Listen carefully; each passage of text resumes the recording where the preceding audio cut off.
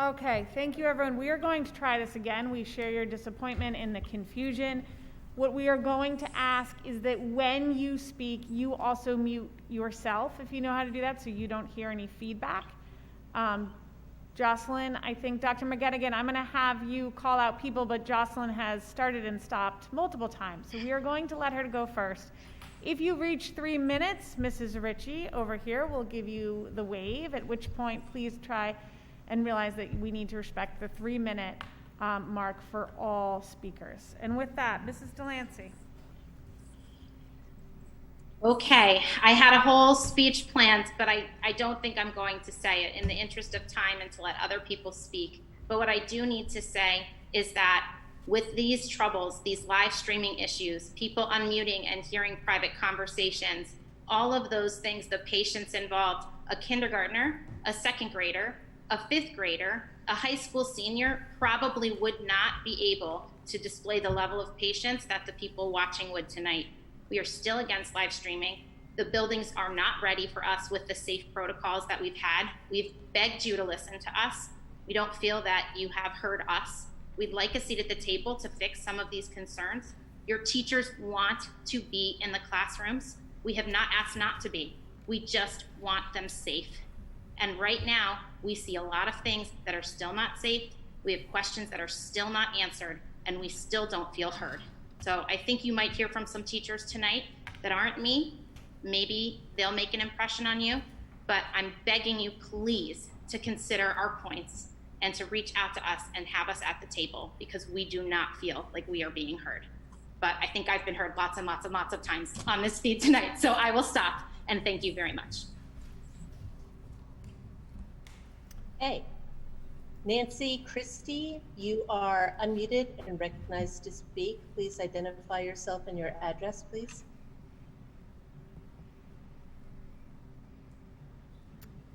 Ms. Christie, you are muted. Can you hit the unmute?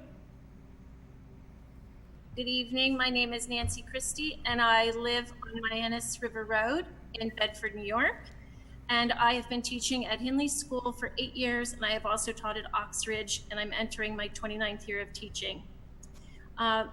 First, thank you, Dr. Adley and the Board of Education for all your hard work to ensure the safety of students, families, staff members, faculty. Amazing work from the custodians. I have been in the school a number of times over the last couple of weeks.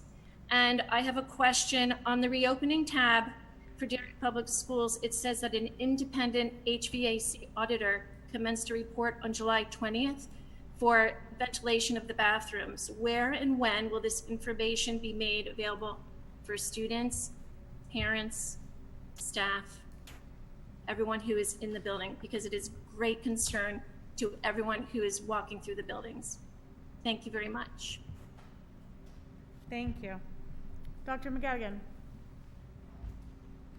Tony Ann, you are unmuted and recognized to speak.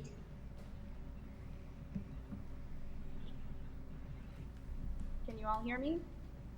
Yes. Okay. Hi, my name is Tony Ann Rongo. I live at 57 Camp Avenue. I have 2 children attending Oxbridge School. I'm also a 3rd grade teacher at Oxbridge, entering my 19th year working for our district. I'm speaking to you as a parent concerned for the safety of my own children, as well as the students who I'll be teaching in person this year.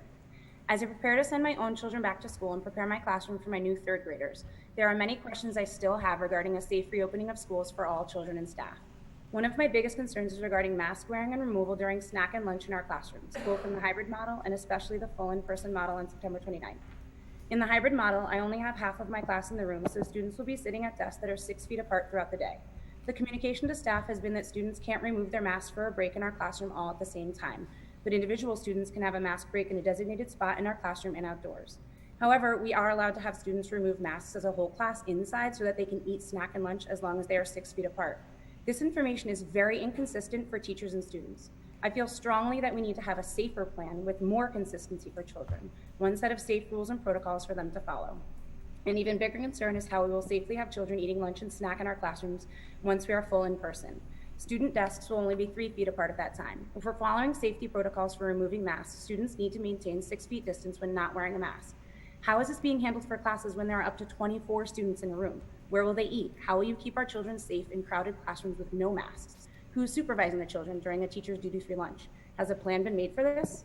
Also, some specialist classes will be held in portables or classrooms in the buildings, so different cohorts of students will be entering and exiting those rooms throughout the day. Who will be in charge of cleaning and sanitizing these rooms between cohorts? Is there time being scheduled to do so? Another concern I have is about the bathrooms in our schools. Many of our student and faculty bathrooms do not have sufficient airflow.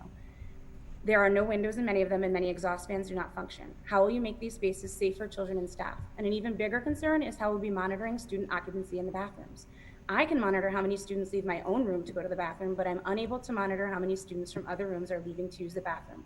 Will there be monitors to help students know if it's okay to use the bathroom, remind them to keep their masks on and follow safety protocols? I'm also wondering if there will be any signage in our hallways to help students and staff navigate them safely. Will there be spots on the floor to help them know if they are 6 feet apart from other students and teachers, and arrows to help direct the flow of traffic? Lastly, and of deep concern for all teachers and parents, what will our safety drills look like? Fire drills and lockdown drills. Are we evacuating the building 6 feet apart? Are we piling students in a corner of a classroom barely inches from each other? We have not received any plan or communication for what this looks like, and this is not something that can wait. These plans for safety drills must be complete prior to any child entering the building. It is essential that everyone knows what to do. To end, please know that I want so badly to return full-time in person with my entire class, but not at the expense of the safety and health of our children.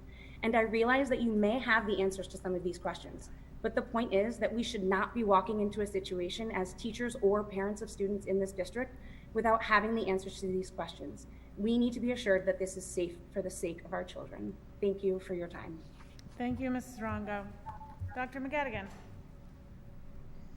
Okay, Dan Record, you are unmuted and recognized to speak. Good evening. My name is Dan Record, and I'm entering my 19th year teaching at Darien High School. I've been listening intently to the past 2 board meetings as an observer, and I'm grateful for the opportunity to make a public comment tonight. As a physics teacher, I'm fortunate to have many students for 2 consecutive years. And recently, some of my returning incoming seniors have reached out to me to ask about the upcoming school year. They've heard the term hybrid model, but are unsure what it really means. They say they're unclear how they'll be kept safe. And they've asked me questions such as, how will I interact with other students in class when I'm at home and others are physically in the classroom? How will live streaming and the use of cameras in the classroom be similar or different to what we did in the spring? What happens when the cameras or technology don't work? Honestly, I hear the anxiety in their voices. It's not because of COVID. It's really because of the lack of a detailed plan. They want to know the specifics of what to expect next Thursday when they come back to school. Honestly, we all do. Myself, my colleagues, probably all parents and students in the town. I couldn't answer their questions, and that disappointed me. That's my job. I'm a teacher. I answer questions. Students look to me for answers, for support, for reassurance. I couldn't give them any of those things, and that's why I'm coming to you all tonight. In speaking with many colleagues on a personal level and as a member of the DEA, we are concerned that no one has shared specific policies for how cameras will be used in the classroom.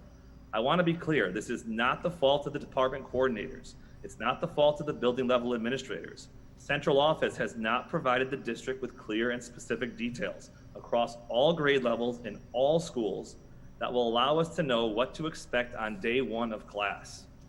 We all want what's best for our students. We strive to meet the academic, mental, and emotional needs of our kids. However, teachers need to be given more of a voice in how to best utilize these new pieces of technology. Let the expertise of the faculty shine. Please include us. The DEA has expressed numerous concerns about the use of cameras and safety in the classroom. The district needs to be willing to work together with us to help establish best practices and protocols in the classroom, which will be very different at all 3 levels. And only then will this endeavor that we all are undertaking together be as successful as possible. I respectfully ask that the board seek clarity tonight so we can fully support the students, faculty, staff, and the families of Darien. Thank you for your time. Mr. Record, could you give us your address for the record, please?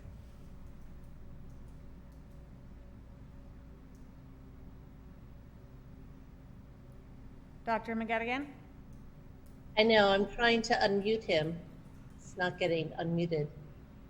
All right, we'll move forward. I'm sure we can reach out to Mr. Record. We know his address. his email address at least. Next speaker, please. Well, I'm sorry. I thought that was a glitch. I kept hitting unmute, Joan. I apologize. Dan, sorry, I just need your address for the record, please.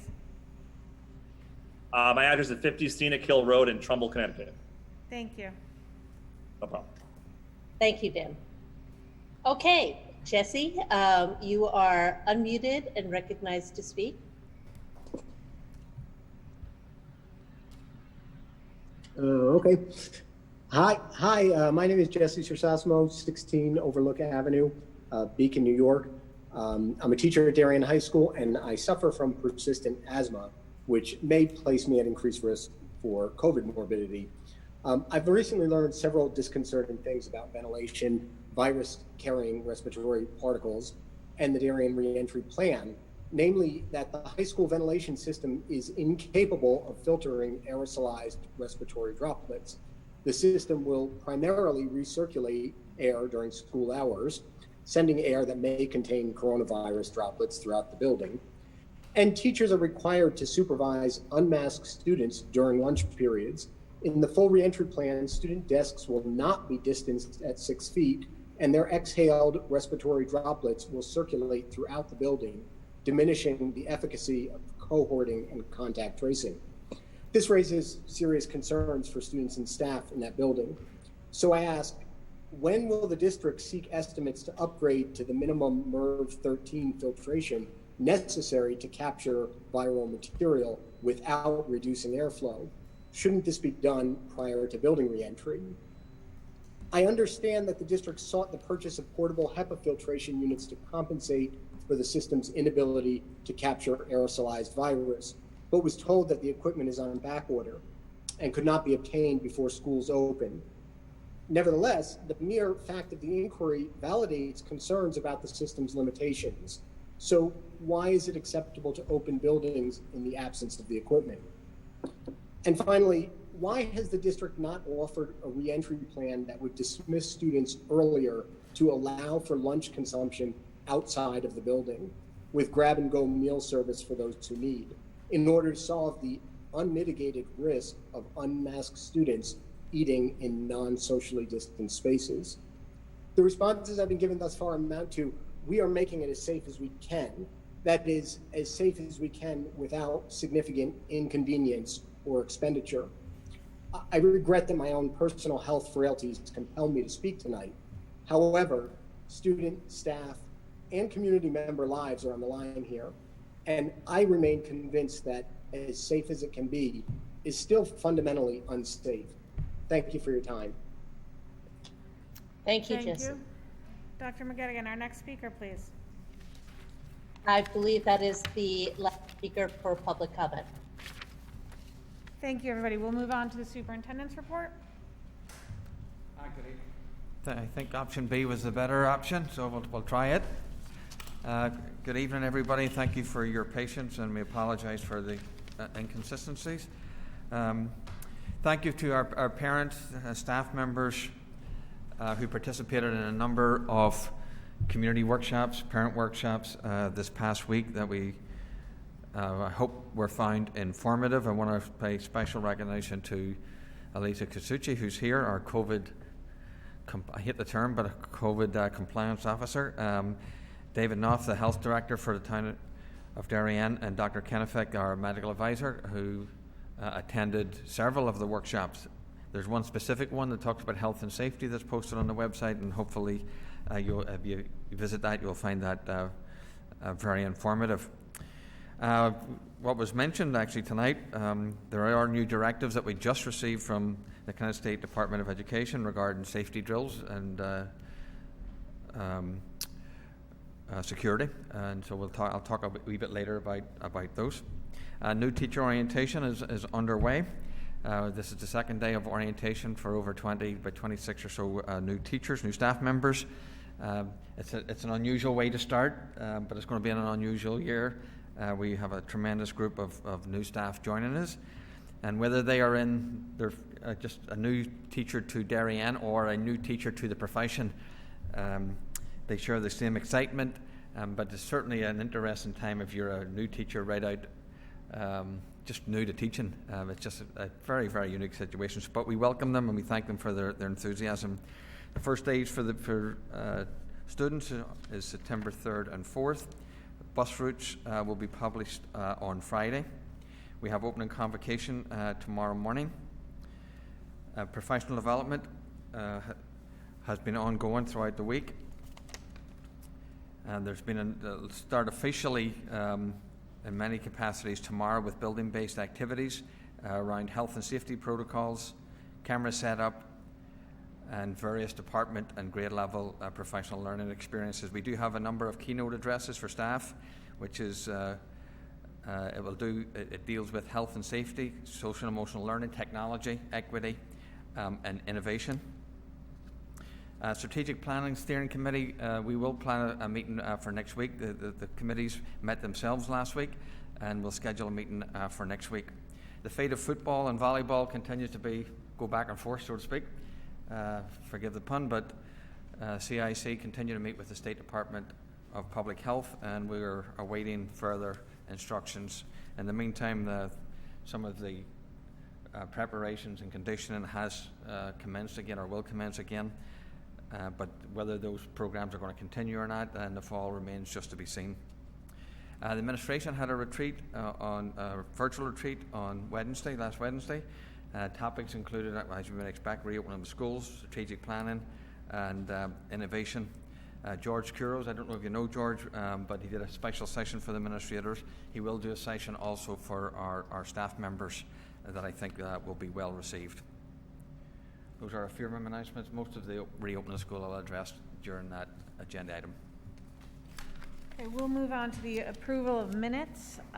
It's requested that the board approve the following minutes. Minutes of the regular meeting held on July 28th, 2020. May I have a motion? Mr. Burke so moves. Mr. Maroney seconds. All in favor? That is unanimous.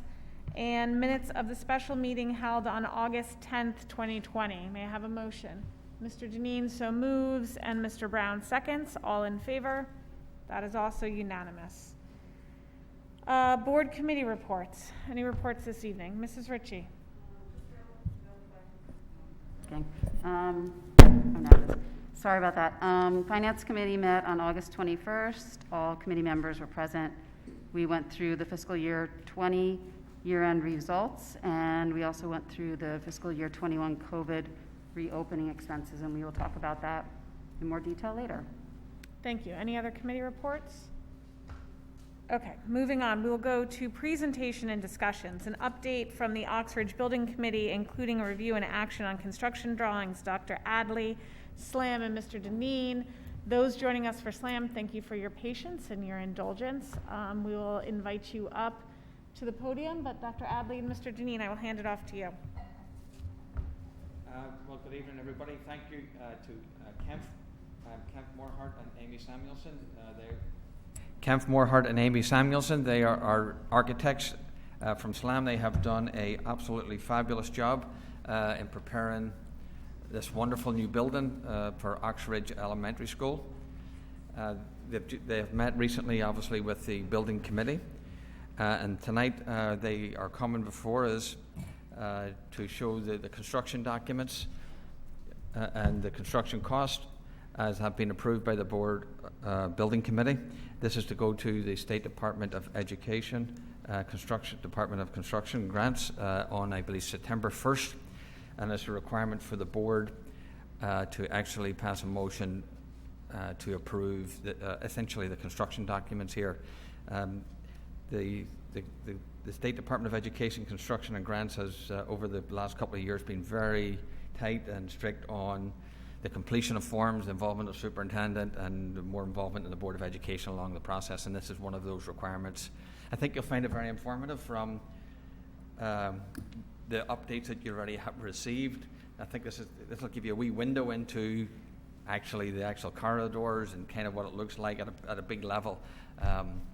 But we welcome them, and they'll walk us through that. Mr. Deneen, anything?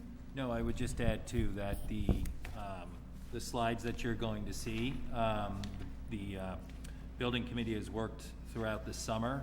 We've been fortunate to do that via a lot of Zoom meetings. But the documents you are going to see in terms of the layout and the look and the feel of the school all align with the Board of Ed specifications. That is the goal, and that is what has happened. I think Kemp and Amy will speak to that throughout the presentation. These are the documents that will go up to the state for approval to continue with the grant process there. So the building committee, to Ellen's point, did meet last week, review this, and unanimously approved these documents to forward to the Board of Ed. Kemp, All right. Amy, thank you. All right, thank you very much. Good evening. My name is Kemp Morhart. I'm a principal with the SLAM Collaborative Architects. With me today is Amy Samuelson, also an architect, and the project manager for the project. Let me begin by thanking you for the opportunity to actually come to a meeting in person. It's been quite an interesting past few months. But it's my pleasure to be here and represent the entire design team that put together quite a substantial package of documents. As Dr. Adley and Mr. Deneen have indicated, we're here tonight to present to you the final construction document package and request a vote from the board to accept these documents and allow us to bring them up to the state for review to be authorized to bid by the Office of School Construction Grants and Review. It's been about 14 months we've been working on this project, and it's been an exhilarating process. Had a few hurdles along the way with the COVID situation, but we've gotten through everything, and I'm very proud of the end result, and I think you as a board, I know that the committee and hopefully the town is as proud as I am and excited about this exhilarating and exceptional school.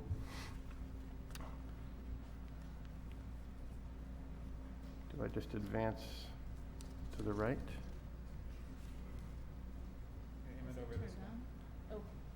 Oh, I have to aim it? Not sure.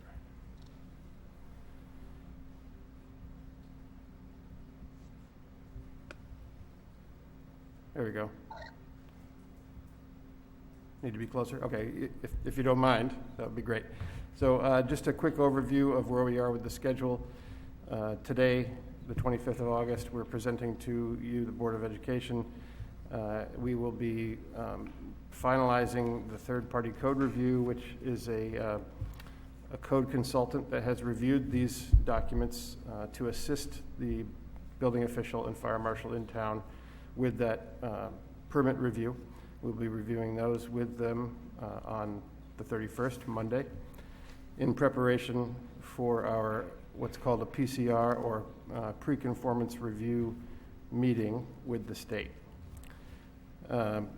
Once we have that approval from the state to bid, we will be out to bid for a period of about 6 weeks, from middle September to middle October. We will be receiving bids, some early bids during that period of time, and then the final amount of bids will come in by the middle of October. The anticipated construction schedule is phase 1 of the construction, which will go into more detail of what phase 1 and phase 2 are later in the presentation, but that will begin in November this year and run through January 2022, at which time students and teachers will occupy the phase 1 component of the building, and phase 2 will begin February 2022 and go through February 2023.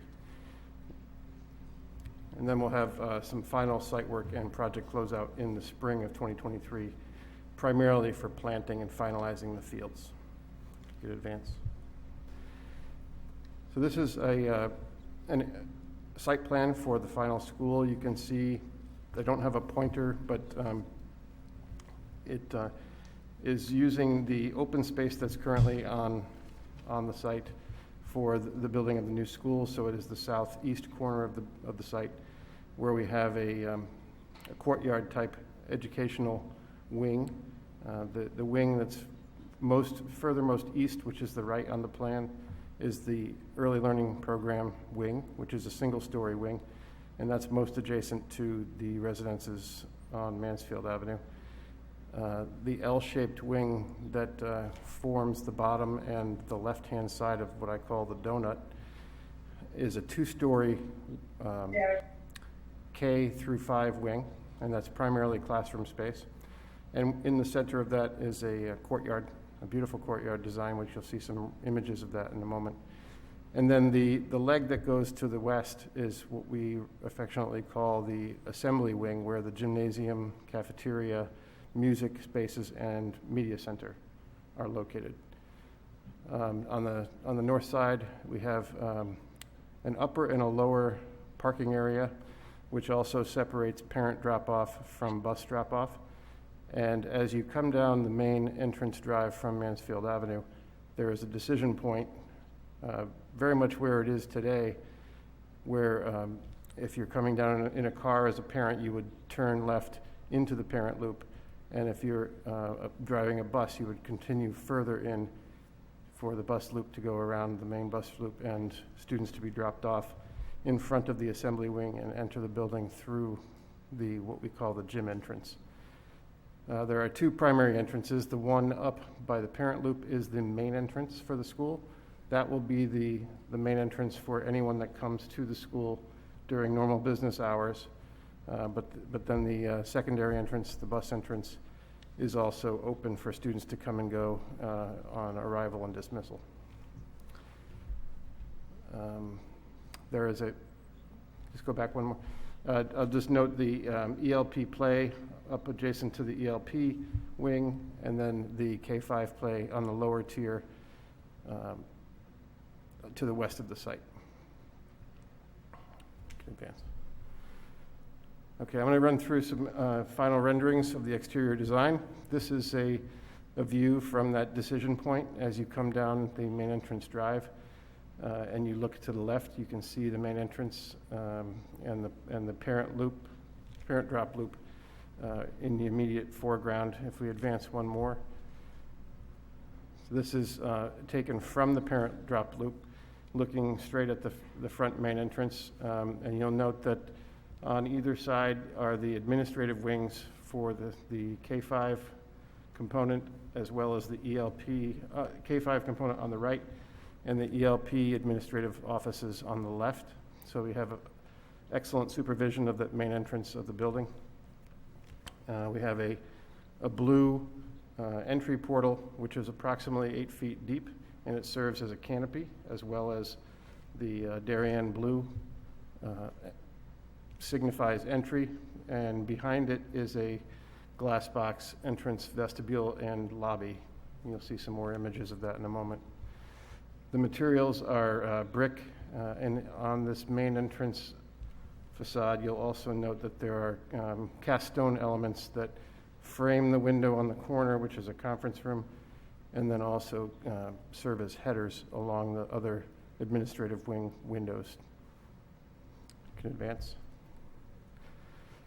This is another image of the bus entrance taken from the bus loop, looking across the parking and at the gym entrance. It's a little bit dark on this projection, but you hopefully can see that the taller wall of the gymnasium and the cafeteria wing have what's called an Umbra pattern of the brick, and so the brick blends from a gray brick and blends to a red brick toward the top, a gray brick on the bottom, and that is done to help scale down the what would otherwise be a fairly tall wall. You'll also note at the top of the gym, which is the mass to the left of the image, has some translucent glazing elements to allow natural light into the gymnasium, and that spans across the entire top of the gymnasium mass. You could advance. Coming around to the west side of the building, this is the cafeteria volume, and behind the glass is the main cafeteria. It does have some doors that spill out to a patio area, so there is the availability of some outdoor dining, and there is also some stepped seating or terrace seating adjacent to it to have a small outdoor classroom type environment just outside that cafeteria. You could advance. Going down the hill a little bit further to the west, we're taking a shot here looking over the K-5 playground, back up the set of steps that go to that cafeteria, and you can see the axis of circulation that goes right into the building on the right-hand side of that cafeteria mass. So you have a nice straight shot of circulation up to the building. There's also a nice feature that we have built into the documents as an add alternate for a embankment slide, which is indicated on the left-hand side of those stairs, which provides a nice fun way for the students to get down to the playground. Could advance. This shot is taken from the southwest corner of the site. This is a view of the two-story classroom wing from the lower level. So you can identify a classroom by looking at that facade. Each classroom is identified with two sets of windows, one double window and one single window. So if you can mentally trace that out, that would be one classroom, and they are stacked. There are 4 classrooms in each wing before there's a break, and you'll understand what that means when Amy goes through the floor plans. As we come around the corner and look on the view on the right-hand side of this image is going toward the southeast corner, and it starts to rise as you go around to the ELP wing, which is the next image. So this is the next image looking from the southeast corner, looking back toward the 2-story K-5 wing on the left. And then you see we've designed a nice site retaining wall that helps rectify the change in elevation. And this is one of my favorite images, as it is Amy's, because it really illustrates how this building was designed into the topography of the site, where we're able to take advantage of the high side of the site that exists today for a single-story building of the ELP on the right and the 2-story building as you go around the south and west side of the site. Could advance. This is another view just looking a little bit further up. This is a view of the ELP wing, and you'll note some of the treatment on the facade to include these bay-style windows to help break up the massing of what otherwise would be a very long, simple facade. So we try to give it a little bit of a rhythm and try to give it some scale for the students as well as the residences to the east. And you'll note in the foreground the ELP playground. And what I didn't mention on the previous slide, there is a fence right here in the foreground, and then there's also a fence a little bit further beyond the exit point where you see the canopy in the middle. That is actually the dismissal doors for the ELP. So that playground is very well contained and secure. Could advance. Moving into the courtyard, this is a view from the lower level of the courtyard. It is a courtyard that spans a whole floor level in elevation change, which is going to make it a very dynamic space. And you can see that there's a very generous sized patio type space down toward the bottom, which is approximately 1,000 square feet or so, so it will accommodate a full class easily. And then we have designed in tiered amphitheater seating that would allow for an outdoor classroom setting in more of a lecture style environment. To the right, there's some natural plantings where we've designed in the natural stormwater management system to be visible to the students, and also used plantings that will help educate students about different types of plants throughout the year. And deep into the page, you can see that rectangular element behind the white planting, the white trees. That is intended to be an outdoor writing surface in an outdoor classroom that is adjacent to the art room on the lower level. So that art room curriculum can spill out into the courtyard and take advantage of that. Next image. This is the courtyard looking from the upper portion of the courtyard, and this is as you exit the main entrance lobby, and you have an overlook down into the lower portion of the courtyard. Again, you can tell how dynamic of a space it will be. Next image. And this is looking again from the upper portion of the courtyard, looking back at the main entrance lobby. And you can see through that entrance lobby to the front entrance of the school. And so there's a lot of transparency, and there'll be plenty of natural light. Amy will show you how that looks as you enter the building in just a minute. Amy?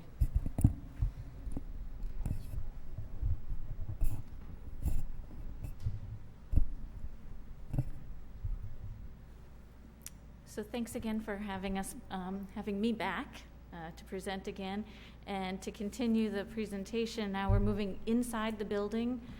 This image is really to give you an idea of how light and bright the main entrance will be and how welcoming we intend for it to be. Really, in the daytime, having all the natural light spill in, and at night allowing it to be a little bit of a light beacon, if you can imagine lights turned on in there, and that entrance glowing for nighttime parents' conferences or things, events. Next slide. Same location in the building at the main entrance. This is after you've entered the secure vestibule, but I like this slide because you can see that wide open, welcoming feeling lobby, but realize that on the right side of this image is the secure vestibule where visitors will come in. They'll be greeted by the campus monitor in that window that's through the glass panels on the right, and they'll be checked in, and visitors will move directly into the main office from that locked vestibule. So they won't gain entrance to the school until after they've seen the campus monitor. Next. This is looking back at another portion of the main entry corridor. The main office is on your left, and this is the connecting stair down to the academic area for the 3rd, 4th, and 5th graders. And it's a nice wide open stair to really link the two levels. And it's a vibrant color pattern intentionally to really allow you to enjoy that space. And if you turn, next slide, you'll be facing the Library Media Center. So all of these elements are tied to the main entry area and really have a prominent position in the school. We look at the Library Media Center from this view on the outside looking in, and see that there's a lot of transparency in that space, hopefully allowing the students to have interest in going in to get their books. Next slide. And you'll see this is the highest tier of the Library Media Center. I think Kemp described nicely that the building nestles into the hillside, and that property that Ox Ridge sits on is sloped significantly from the Mansfield Avenue side down toward the fields. And the assembly wing actually takes advantage of that slope, and there's a ramp within that assembly wing that allows the gymnasium and cafeteria to be at a slightly lower elevation than the main office. The Library Media Center then becomes very dynamic because it itself has 3 tiers. So this is the tier where books are shared, and if we go to the next slide, you can look over the middle tier where presentations can be had and small groups can work together. And then at the lowest tier, which it's a 6-foot total elevation change, so 3 feet, 3 feet, you look over toward the exploration zone and makerspace type area and environment that will be. Next. To the right of the Library Media Center, in the same wing, is the gymnasium.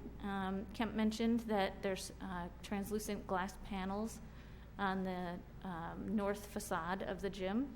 It's nice. North light will not provide too much glare, but it will allow some good quality daylight to enter the space. You see the nice high ceilings and the large gymnasium that we've been able to accommodate here, and a platform in the background, which will have curtains and lighting appropriate for the elementary school presentations. Next. Oh, back one. Thanks. This is a view of the cafeteria, also on the same level as the gymnasium. And as you saw in the exterior slides, this does exit to the outdoors, and it's open to the common ramp space and corridor in the assembly wing. The music classrooms are behind us in this slide where we're standing, and in front of us is the serving area through a wide opening in the center. But you'll notice that the ceiling in this space has a curved ceiling treatment and a nice tall ceiling, a nice space for the students to enjoy. Next. Moving into the academic spaces. As you walk down the academic wings, this allows you to see that the classrooms are set up as 4 classes in each pod, and spill-out space outside of the classrooms that we call the Learning Commons allows for some small group work. It allows for one-on-one teaching, maybe makeup tests be taken, etc. And we think it's going to be a really great space for both the students and the teachers and paraprofessionals, because I think it'll provide a lot of flexibility. The lockers in the corridor define that Learning Commons from the public or main corridor, so other grade levels can walk past and not interrupt any of the learning going on in this area. But it's a nice dynamic space and allows some transparency between the classrooms and that learning environment as well. Next. And this is a second view of one of the Learning Commons. So each grade level will have its own Learning Commons outside of its pod of 4 classes. Next. The ELP has a special space called the ELP Commons, and they'll have a lot of opportunity to reshape that room as well, with flexible furniture provided and some presentation space, as well as large group gatherings. And the ELP Commons faces both the courtyard, which is what you see in this image, and it also has a door direct to the playground that you had seen in the exterior shots. Next. Thanks. So that concludes the presentation of imagery of renderings of the design of the building, all of which is captured in these stacks of drawings in front of me.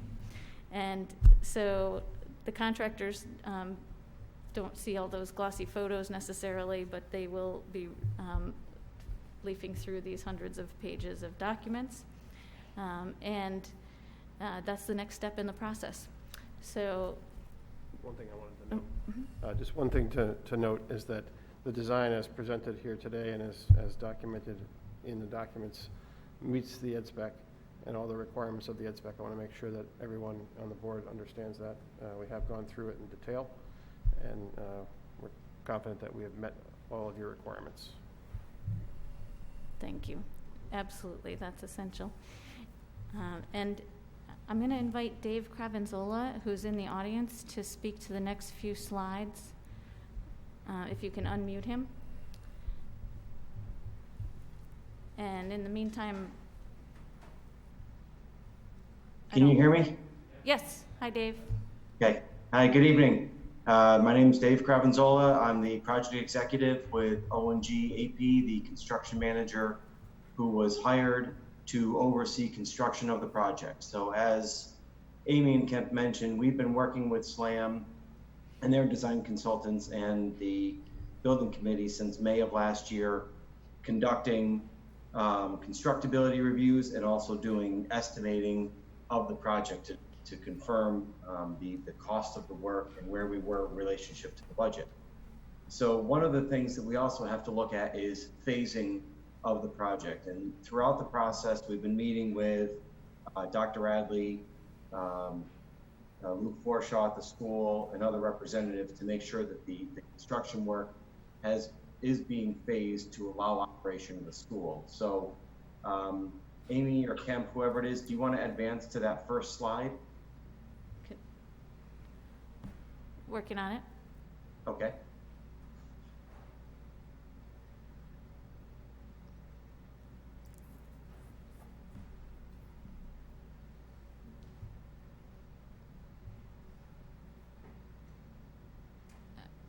Probably want the next slide. Or you want to stick? Sure. No, you Kemp talked concisely to that earlier. Mm-hmm. Yeah, there's that one, and then do you have another? Is there another graphic? There is. Next slide. Okay, so the image that you have on the screen here is it was a preliminary logistics plan. We are working on refined versions of these plans, but in general, the way it works is that the idea is to allow the Oxford School to not have its existing facility disturbed when the start of the 2020-2021 school year starts. So the project was phased in such that the existing school can remain intact as it stands today, so that classrooms aren't moved, there aren't temporary classrooms. And we will proceed with constructing the area in yellow, which, as Amy and Kemp had explained, that's the academic wing of the building. That includes the administration spaces, the courtyard, all of the classrooms, all the way through 5th grade. We will construct that in its entirety starting this November and concluding right around January of 2022. And what these plans that are here, we expand upon these and put them in the bidding documents. And what is considered here are things like egress from the building, a distinct and clear separation of construction activities from school operations, whether it be by an actual physical barrier or fencing with privacy screen.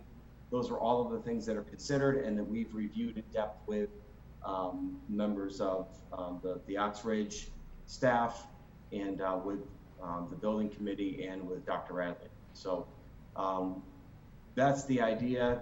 We've been working on logistics for parking. The contractors will not be parking on site so as to preserve parking for the staff. So this is a picture of what it will look like as we're constructing the first phase. What will happen between January and February of 2022 is that the Oxford community will move into the academic spaces of the new building. Some spaces, and Amy, I believe there is a slide that illustrates this. Yes. As far as the temporary spaces, the swing spaces that will be utilized inside the school? Correct. I can explain those in about 3 slides after you get through the next site logistics. Okay, sure. So if you want to, so then what happens is once the academic wing is occupied, we vacate the existing Oxford School. We then proceed to tear that building down, and then we construct the assembly wing, which the next slide, Amy, will illustrates that. There you go. Thank you. So that's when we will complete the gymnasium, kitchen, cafeteria, media center, and that construction will take place starting in February or March of 2022, and will extend to around the same time, January, late January of 2023. But the intent is to, as spaces of the assembly wing are ready and are safe to be occupied, we will allow the Oxford community to move into those spaces to utilize the gym and get out of the temporary spaces that are being accounted for in the building, which, Amy, if you want to go to that one next and talk about that. Sure. Advance 2. Thanks. Would you like me to speak to this, Dave? Sure, Amy, that'd be great. Okay. So, as Dave mentioned, the courtyard-centric portion, the donut, we call it, of the school will be built in phase 1, and the Oxridge staff and students will move into this new building while the second portion is under construction, or at a transition time between that. The full School administration, including the school nurse, will be able to move in. They'll have their permanent locations. All of the academic classrooms and the art room and the OTP, PT room, and some special ed spaces will all also move into their permanent new school spaces. So one move, it's important to note for the teachers.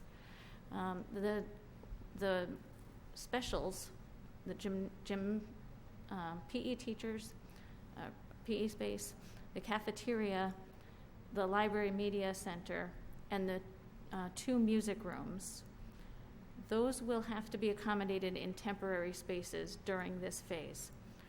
Ideally, the ELP classrooms will still be open and available because the ELP population will be off-site during construction. So we're going to utilize some of the ELP classrooms, actually not build a couple of the demising partitions between ELP classrooms and allow 2 classrooms to serve together as one large space for areas like the library media center and the gymnasium. So there will be a temporary facility for all of those specials. And those are indicated on the right-hand side in color. This will be for 1 year. It's not exactly a school year. It's about from February break to the following February break. So moving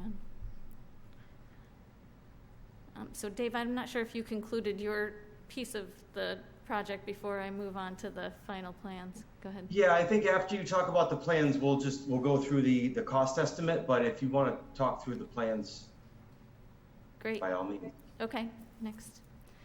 So this is an image. I know it's too small to really read and review each of the spaces, but the floor plan, these are the final floor plans that in the end, you'll note that the 2-story wing lower level serves three grades in 3 pods with full height windows and views to the beautiful open space that surrounds Oxbridge today. And that's the case for both academic grade level floor levels, stacked pods. On the far right, as we discussed, the ELP has a separate wing. That wing will be a standalone space. As you know, ELP students come in at a slightly later time than the K through 5 students, and they dismiss earlier. So it's nice that they'll be linked to the elementary school. They'll be able to utilize some of the shared resources, special ed facilities, speech and language and those kind of therapies, as well as the occupational and physical therapy room. But they also will be in their own space for safety and a separate timing for the school to exist. So we think that this worked out very well to have that in the 1-story wing, which keeps it to a nice scale for that community as well. And then you'll see that off to the left on the page is that Phase 2 construction area, which serves the large spaces of the cafeteria and gymnasium, as well as the library media center in salmon pink color, and the music suites and performing area at the platform are colored in purple. So next. Back to you, Dave. Okay, thank you, Amy. Sure. So, as I mentioned briefly, one of our responsibilities is to evaluate the cost of the design as it progresses. And over the course of the last 14 months, we've done a total of 4 estimates on the project in various design milestones of the project. So what is represented on the screen here is the final estimate. We call it the construction documents estimate. It's the cost of the work that we assess to the Amy, do you have a large stack of did you bring the documents with you? I do, yes. The 12 inches of paper that's sitting there, this is the evaluation of the cost of that work. So how we break it down is we break it down by the cost of the work, and then various other aspects of it, the technology that goes into the building, the any moving expenses, the demolition of the existing building. So as on the first sheet here, it talks about the site work cost of the project. So without going into too much of the of the line by line details, if you want to skip to the next slide, I think where it brings the other image forward. We were working with approximately the $63 million that went to RTM.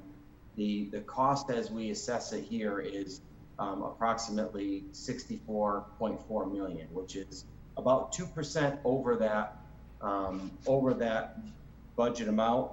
However, we feel that this is okay. Some things that are still going on here, and that as we go to the state, them to do their review, we are continuing to look at some options with the design team and the building committee to find some other ways of finding some savings. And then we're looking at some sanitary drainage.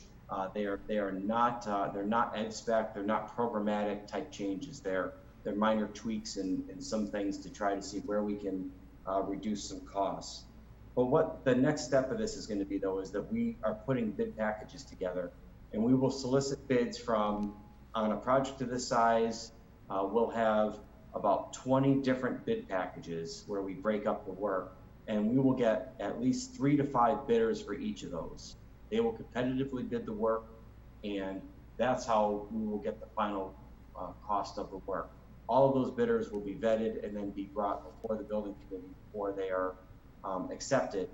And what we've been finding over the course of the last 6 months is a very competitive bidding market, and that the amount that we've been coming in either on or under budget, is well within the amount that we're over here. So at this point, we as the cost estimating professionals on the project feel that this is a good place to be at this point with the project and going to bid this time of year.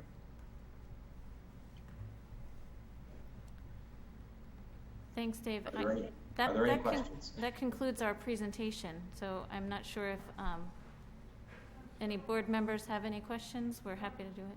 Some board questions and comments. Before I open it up, Duke, is there anything you'd like to add, Mr. Deneen? No, I will just also add thank you for coming down, Amy and Kempen, for Dave being on, and Diane Boston is on Zoom also. Diane has been instrumental in this phase of the project from an architect standpoint. That is her training, so she's on the call also. Great. Mr. Burke, I saw your hand. First of all, thank you. I think the good news is that this is a breathtaking presentation. I think the bad news is that the parents from Holmes, Hindley, and Royal are going to be asking for similar structures. But this is absolutely breathtaking, and Duke and his crew are to be congratulated.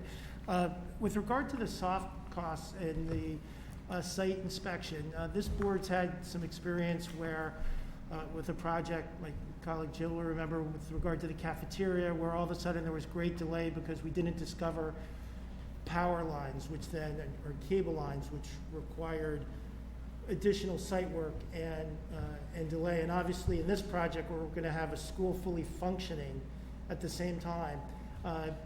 Is your number robust enough, or in your plans detailed enough to make sure that we discover any issues like that before shovels go into ground and delays are incurred? Sure. So while we can't promise no surprises, we have done a fair amount of site research and due diligence that I think makes us feel comfortable with knowing what's there. We have extensive site survey. We have had geotechnical engineers involved taking borings of the site for both water table locations, which is high on this site and does require additional water mitigation, as well as making sure that we're not going to hit rock.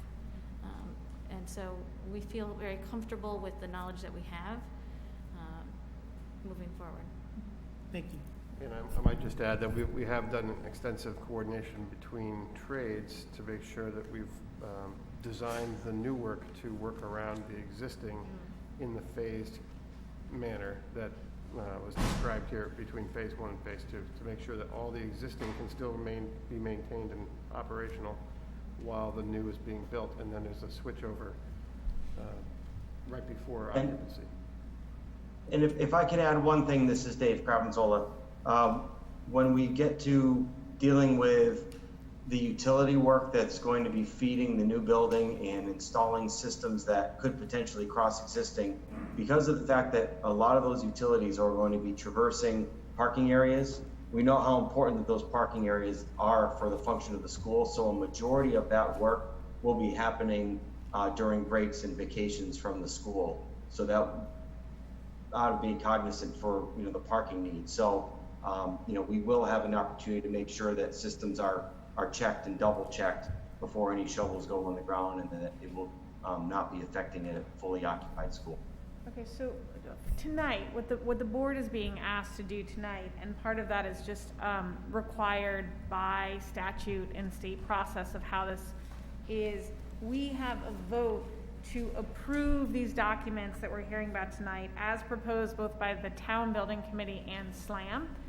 Our vote to do that is required, as are a number of town committees' votes, in order for these plans to be filed with the state, is my understanding. So we are part of the cog in this bureaucratic wheel to move the school forward. So it really rests around the work both the building committee has done and the architects have done, what they are bringing to us, and then do we as a board feel, again, our role as ed specs, that ed specs have been met such that we can approve our piece of these. And then, correct me if I'm wrong, Duke, but I believe P&Z also needs to approve other town bodies so that they can file with the state. All local town approvals need to be in place along with ours to go to the next step with the state. And why we are hearing it now in the midst of all we have going on is to keep things on track and on time. So, Mrs. McCammon. Fully respecting that, thank you for the presentation. Things that have changed over time since we sort of more recent schools were built are, of course, our understanding of security and some of our use of technology. I know that it's been discussed at this table and certainly at the building committee, but would you take just a minute to refresh us on the work you've put in to put security in particular, but also your understanding of the use of technology into this building? Just a minute. Sure. Thank you. That's an excellent question. Dr. Adley was instrumental in connecting us with the security committee, which consisted of some of the emergency professionals from your town, as well as experts from the design side. We have a security consultant involved in the project, and also other experts that we leaned on in Darien. So we met with the security committee, and Tara was a part of that as well. I believe 4 or 5 meetings, and so we looked through.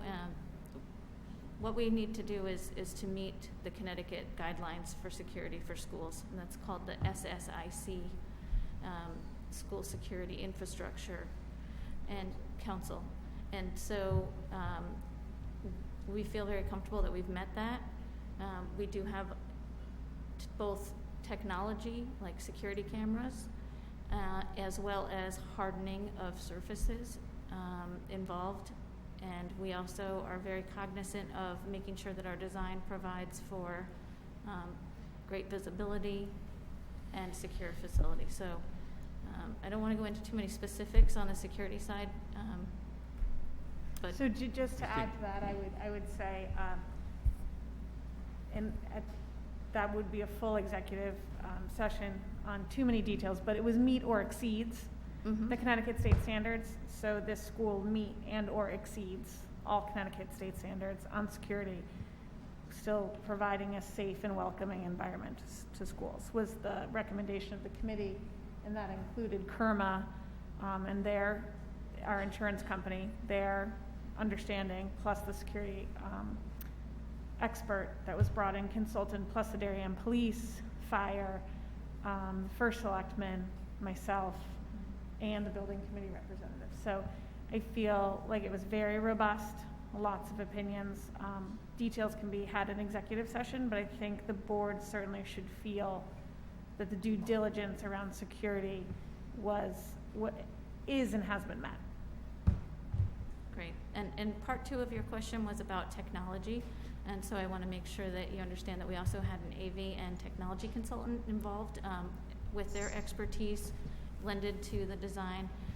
We have the infrastructure available and Wi-Fi available throughout the school with data ports after meetings with your IT professionals here in the district to make sure that we had the appropriate number of connections. Good. Other board questions? Mr. Brown?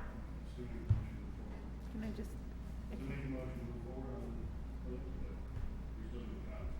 Oh, any other comments or questions? If not, it's a complicated motion, so I'm happy to make it. And I have written it, so you'll have it. May I entertain a motion to approve the final plans and project manuals dated 7/20/2020 and the professional cost estimate dated 8/13/2020 as proposed by the Oxbridge Building Committee and SLAM, and authorize the architect and construction management firm to submit these documents to the Connecticut Department of Administrative Services, Office of School Construction Grants and Review for review and approval to bid. Mr. Deneen so moves, rightfully so, with lots of hard work. Mr. Brown seconds. All in favor? And that is unanimous. Thank you very much for joining us. We will get you whatever documentation is required that will help you move forward. And we appreciate having you as our first in-person guest from outside the district. Thank you. We are honored. Thank you. Thank you very much. Thank you both. Thank you very much. Great job, everybody. Thank you very Thanks, much. Diane. We will move on to the update on the reopening of schools, and I am sure there's lots of conversation to be had. Dr. Adley. Ken, if you don't want to stay for like reopening of the schools and conditions and stuff, you. Thank you.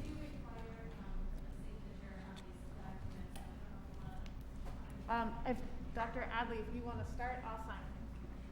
Great.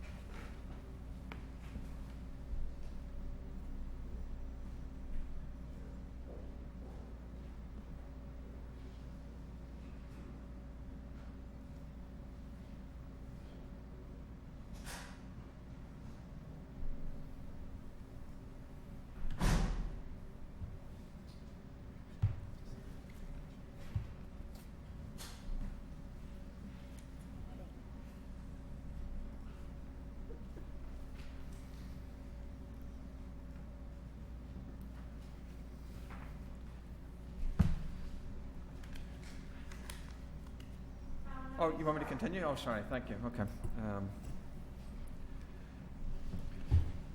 So to the members of the board, I'd like to just give you a discussion and an update on reopening. And if you don't mind, I'll probably touch on it, and I'm sure my fellow teachers and colleagues would want me to touch on some of the issues that have been addressed along the way. So I will do that. I will say, first of all, I would like to extend an invitation to board members on September 1st. I'll send something out to come see the schools. You hear much about them and what's in place and what's not in place. September 1st is next Tuesday, I believe, right? So I'll send out an invitation. We'll hit a couple of schools, visit them, and you can see what's in place and how the schools are looking. So I think that might be helpful. In no particular order, I want to acknowledge the board members, our staff members, and our parents, communities who did participate in those number of informative sessions, and I think that they were well received by the general public, and in large part, with the board and members of the community. So we appreciate them doing that. We did update the website that was released. It serves as an informational portal. I will say we're receiving perhaps hundreds of emails. All departments are receiving them, including Alicia, who's sitting down here. Thanks again for Alicia's wonderful efforts.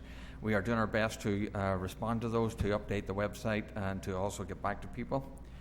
CIEC, I just shared an update about CIEC in general. We're waiting. I don't know what the State Department of Public Health is going to rule on that, but it looks like CIEC will take some guidance from them. And to all intents and purposes, our intent would be to follow the CIEC guidance.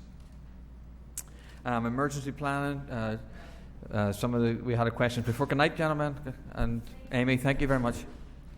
We had questions about the emergency planning. We just received, I think it was yesterday, addendum 8 or 9, I've lost count at this point, from the State Department of Education, and that gave guidance on security planning. We have a number of meetings planned this week, including one tomorrow with Chief Anderson. We have a meeting on, I believe, Wednesday with Central Services staff regarding emergency planning, and then one on Thursday with principals. So now that we have received those guidance, we can complete that process. Essentially, we are required to do the same types of drills. Some of the issues that were raised a little bit were, are we expected to do that with kids on top of each other? No. The general guidance is you're going to give some flexibility not to be putting children together and to do it within a space sort of environment. But other than that, we have to do the regular number of drills and be compliant with those. I do understand the sentiments of our staff. I understand this is a difficult thing. It's certainly, we are all living through a pandemic. People have health concerns. We understand that. And we're trying to mitigate whatever we can, mitigate the sets of circumstances. I maintain that the buildings are safe. I go also, we have also taken the position that we'll come back to school later in September. I wouldn't do that if we didn't get the direction from the State Department of Public Health that it's okay to do that. And also working closely with our Director of Health and also our medical advisor. We did get numbers in most recently for the 7-day average, and that was that was two people, not students necessarily, 2 people for the 7-day average of new COVID cases. That's one down from the last report that we had. So it would indicate again that the numbers are favourable. In other words, roughly, just don't hold me to the numbers, but again, you would need about 14 to go into a hybrid and 35 to go into full remote. So again, the metrics are favourable, but I understand, and I would certainly not advocate for reopening a model that it didn't support. I think it's reasonable, the ones that we have put in place. I will say this. There's been a tremendous amount of work done and preparation done. I understand the sentiments of my staff about Central Services, but these people have been doing heroic work all summer long. I don't think people have really had a vacation of any description, and they've really done Herculean work trying to accomplish all the things that need to be accomplished. And I will recognize across the country and across the nation, people have been ordering stuff, and there's occasionally there's been delays in the shipments. That is true.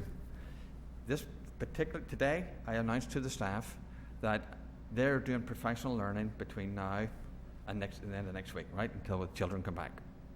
I asked the staff today that should they wish to do so, they can conduct that professional learning from home, because it's all going to be done remotely anyway in their classroom, right? So I've given them the opportunity to, should they desire to take it, to do their remote professional learning at home until Monday. It must be in on Monday.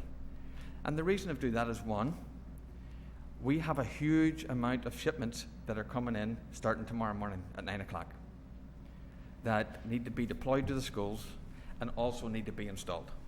That is the reality of some of the things that aren't in place at the moment. We're confident that they will be here. We've had a few hiccups along the way, but none more so than other districts. I can assure you, people are dealing with a lot more issues in some cases than we are. So I'll talk to some things just to give you a wee sense, and also to my staff who are listening, just where we are in some things.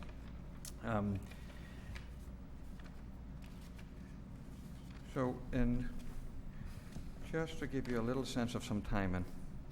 So I'll just be very specific, just because I think my staff is being specific, and I think you're probably wondering too, okay, so where are we with it? Tomorrow at the high school there will be the delivery of all the student plexiglass separations that need to be in place and all the staff separations of plexiglass that need to be in place. That takes time just to put together and just to install. So we recognize that. By the end of the week, and by Monday, we will also have the delivery of all actually the middle school is also coming tomorrow, I think. Yep, middle school for student desks is also coming tomorrow. So they will all be in place. And the elementary will be by the 31st, if not a wee bit sooner. So by Monday, all the student desks, all the student plexiglass at the elementary school, middle school, high school will all be in place. The high school teacher ones will be in place.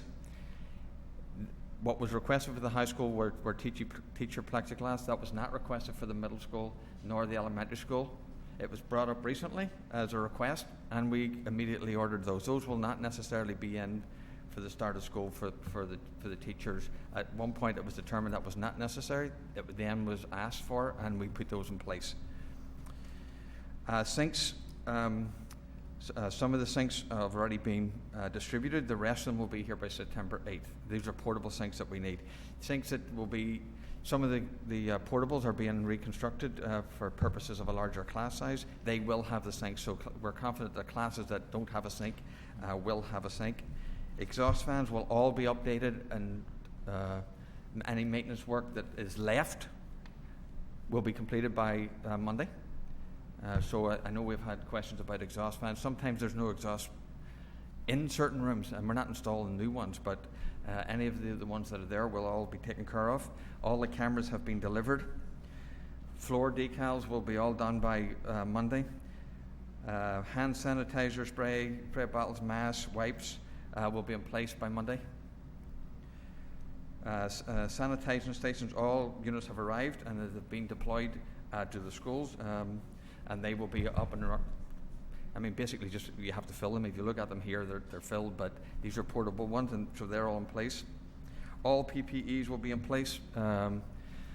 Whatever level that happens to be, it goes from masks to face masks for teachers, to gowns and shoe covers for those teachers who are in a more intensive sort of situation. Those will all be in place and ready. In fact, they're basically in place and ready to go right now. The HVAC system, all the high school, in fact, all the schools except the middle school, where we talked to just like that. The report came back in a fashion of pass fail type thing for all these categories. They all passed, right? When I was told I had a report, I'm thinking in my mind, I'm going to get some sort of narrative of this too. Well, it didn't come with a narrative. The work has been completed, but I've asked for, look, can we have a narrative with this? I mean, it seems to me as some sort of report, a wee bit of context to it would be helpful. So I asked for that, and that's what's just essentially holding up the publication of the report. But all the work has been done, and all the areas that were identified, we have, for the want of a better term, they call it pass. So that gives a wee bit of an update on terms of where those things actually stand. The middle school, and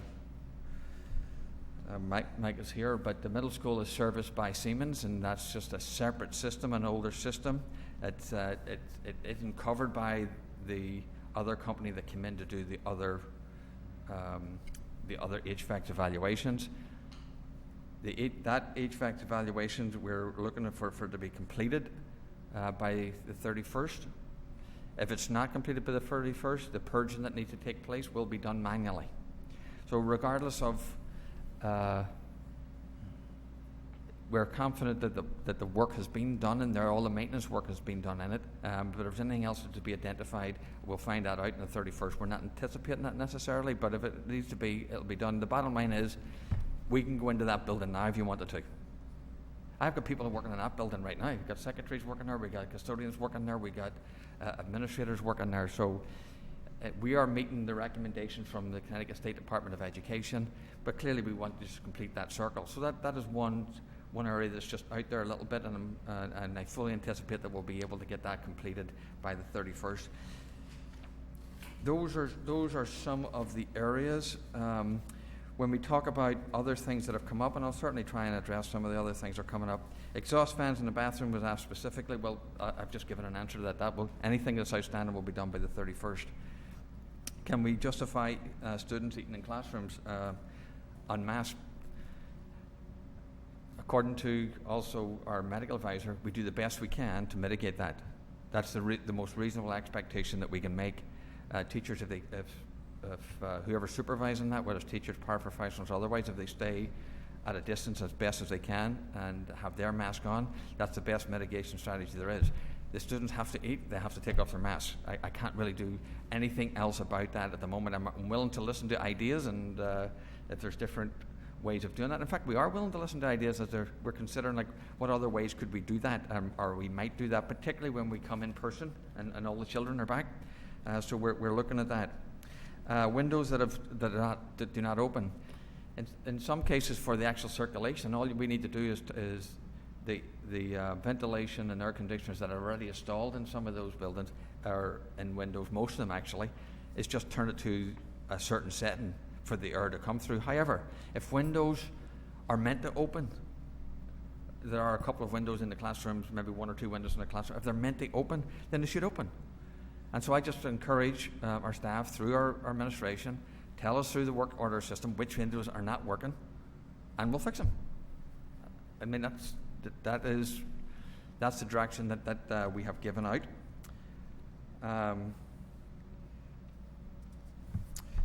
The question about 6 feet between them, and some teachers have plexiglass and others do not. In all full transparency, for middle school and elementary school, they were not requested at the time because they were not deemed that the students would be sitting at the desk where the desk is. But again, since it was requested, we went back and we're going to accomplish that. We have had some questions about FERPA, and we have a legal counsel on that.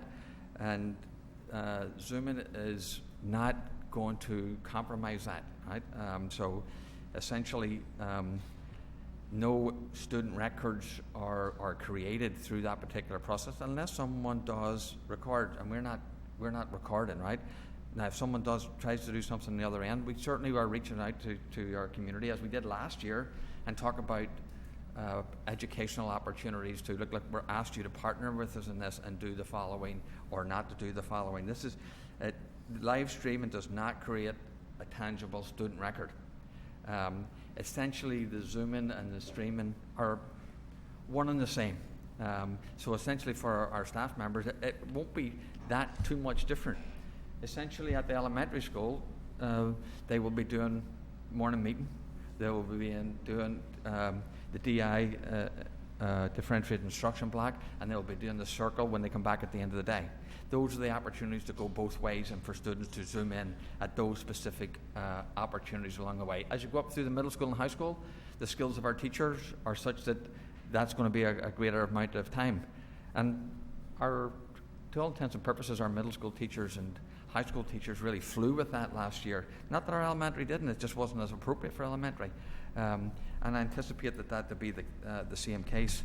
So we've got that. The FERPA concern has been addressed through legal counsel, and it's also addressed through, again, some of the professional development that is starting essentially tomorrow through Christopher and other staff members who have been trained.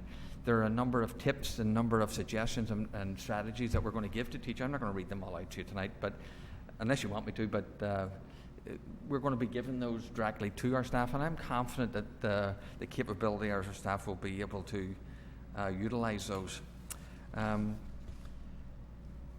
Busing is up 75. It's sort of at 75% ridership now. I said at the last time that it was at 90% of last year. It's really at 75 now. That's about 700 people who are not going to be using the bus, who normally use the bus. We had the question came about the last survey. So from the survey, there's about 320 students who are selecting to be remote and not to come into school, or to, for the want of a better term, opt out. Right, so that's about 320 students who decided to do that. The question that was proposed was not, do you favor one or the other? It's simply, are you going to choose this one or this one? So it wasn't really a survey to give us like direction, like what we want to do. It's just, are you going to participate or are you not going to participate? So there's about 320 people who are students who are going to opt out, for a better term. There are a couple that we need to follow up with who didn't respond, so we have to follow up individually with those particular families. I'm not deliberately leaving any question out. Let's see if I've left anything out that could be. Accommodations are being made for some staff members as under reasonable accommodations that are coming through and working through the Human Resources Office. I'm happy to answer any specific questions people may have. Why don't we go to board questions and comments, sure. and if anything pops up. Mrs. Ritchie. Thank you for that. Dudley, that was fantastic. I have a couple questions, but I'll start with the last thing you said first, which is 320 students opting out. Is that parents have told you they're definitively not sending their children to school, or are the surveys just saying potentially we might have 320 students not coming to school? No, those are hard numbers at this point, and Okay. so we're building those into the actual enrollment. Okay, thank you. Board comments or questions, Mrs. McCammon? Building on the folks who are interested in remote learning, have there been specific communication pathways set up to work with those folks so they know what to expect, given that their interaction with the school system may be a little bit different than the interaction of families who end up in the building? Ms. McKenna, are you talking about staff or are you talking about staff or families? At the moment, I'm talking about families. Could you just rephrase it then, just because I Yes. thought you were talking about staff. Oh, sorry, yes. I'm curious if given that the experience of students and families who may choose the remote learning option is probably going to be a little bit different, have we set up some specific communication around expectations, academic, logistical, et cetera, about what they can expect for the coming year? I don't think we've communicated that directly. We've more aligned it to what the hybrid is looking like right now, so that's the sort of like model that you can anticipate. But I think it's a fair suggestion to qualify that, and because while I would say I'd like people to come in, I respect people's positions, and we want to provide them with as quality and experience as possible. So I think that's a fair reminder, to be honest with you. So picking up on Mrs. McCammon's point, we know we have 300 students who are opting into remote. So communication, at the very least, directly to those 300 students who are choosing a full remote model, even if it is the same as what's happening in remote, is probably of the essence. I think that's fair. Okay. Mr. Deneen. Just a quick update on Fitch, that's a separate building. And Duke, can you just speak a little yeah, bit? sorry, thank you. Just a quick update on the Fitch Academy. It's a separate building, but I assume all protocols are in place and. Yeah, so we when we talk about high school, we talk one and the same about Fitch, but obviously they're separate in some ways. It's working essentially the same way, the hybrid way, half the students. So we've had those discussions, and essentially it's working the same way. Mr. Burke. Thank you for the presentation, and I know that you responded to several earlier comments about health and safety, but I just want to know, sort of as a globally, as we approach this opening, do you feel confident. It seems like you and your staff have done an enormous amount of work. I mean, you and everyone in this building, in this administration. Do you feel confident that when those students and teachers walk into those buildings, that the air is going to be good and their placement in the classrooms is going to be safe? I would not bring people back in an unsafe situation. Let me be categorical about that, right? Now, I'm not an epidemiologist, nor am I a doctor of medicine. And we're living through a pandemic, and there's no easy answers to these things. I will say that I'm lean very heavily on the metrics, and I lean very heavily on the expert advice from the medical advisors, which are the State Department of Public Health, our town and local people, and mostly too, also our COVID compliance officer, our nurse director, who's sitting right behind you. Look, I take the direction from there, and I think that's the safest thing to do. Thank you. I'm going to try to let everyone jump in, including me, because I have a list. So I'm going to jump in with one. Yes, thank you. Dr. Adley, have we or will we, by the opening of school, have tested Zoom and our classroom cameras and make sure those connections are strong, functional, accurate?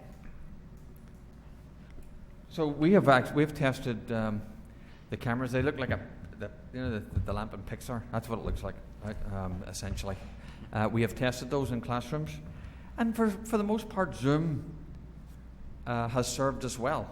And since March, now we've also done used Google. We transitioned to Zoom, and for the most part, people wanted to transition to Zoom because it had more capabilities. We just had yesterday, new teachers came, 8 o'clock in the morning, Zoom. Across the whole East Coast in Europe, it was out. There are times when things like that are going to happen, but look, believe me, I'd like to rectify this situation in this environment clearly, right? That has not necessarily been our general experience in school, generally speaking. It has been working, and it's been working in the classroom setting, because if it wasn't, I think we'd be hearing from parents and community members and teachers too. So I think I'm confident that that's going to serve the purpose that it was designed to do. Okay, Mr. Brown, did I see your hand? Just following up with Mr. Burke, I know you have lots of different directives and different guidance coming in, Dr. Adley, and I fully believe when you say you're not going to open until we're safe and feel that it's safe. Yeah. Just very simply, and I think I know the answer, but it's a correct statement to say you're not going to open until we've complied with the minimums of all the guidance you've received today, correct? I'm not going to open until you have complied with at least the minimum of all the myriad of directives you've received. So we're not going to kind of wing it on something. You're not opening until we have everything in place. And I'm not opening until we've met their requirements. Right. Some recommendations I can't make. We can't meet we cannot meet the 6 feet when everybody's here. It's just not possible.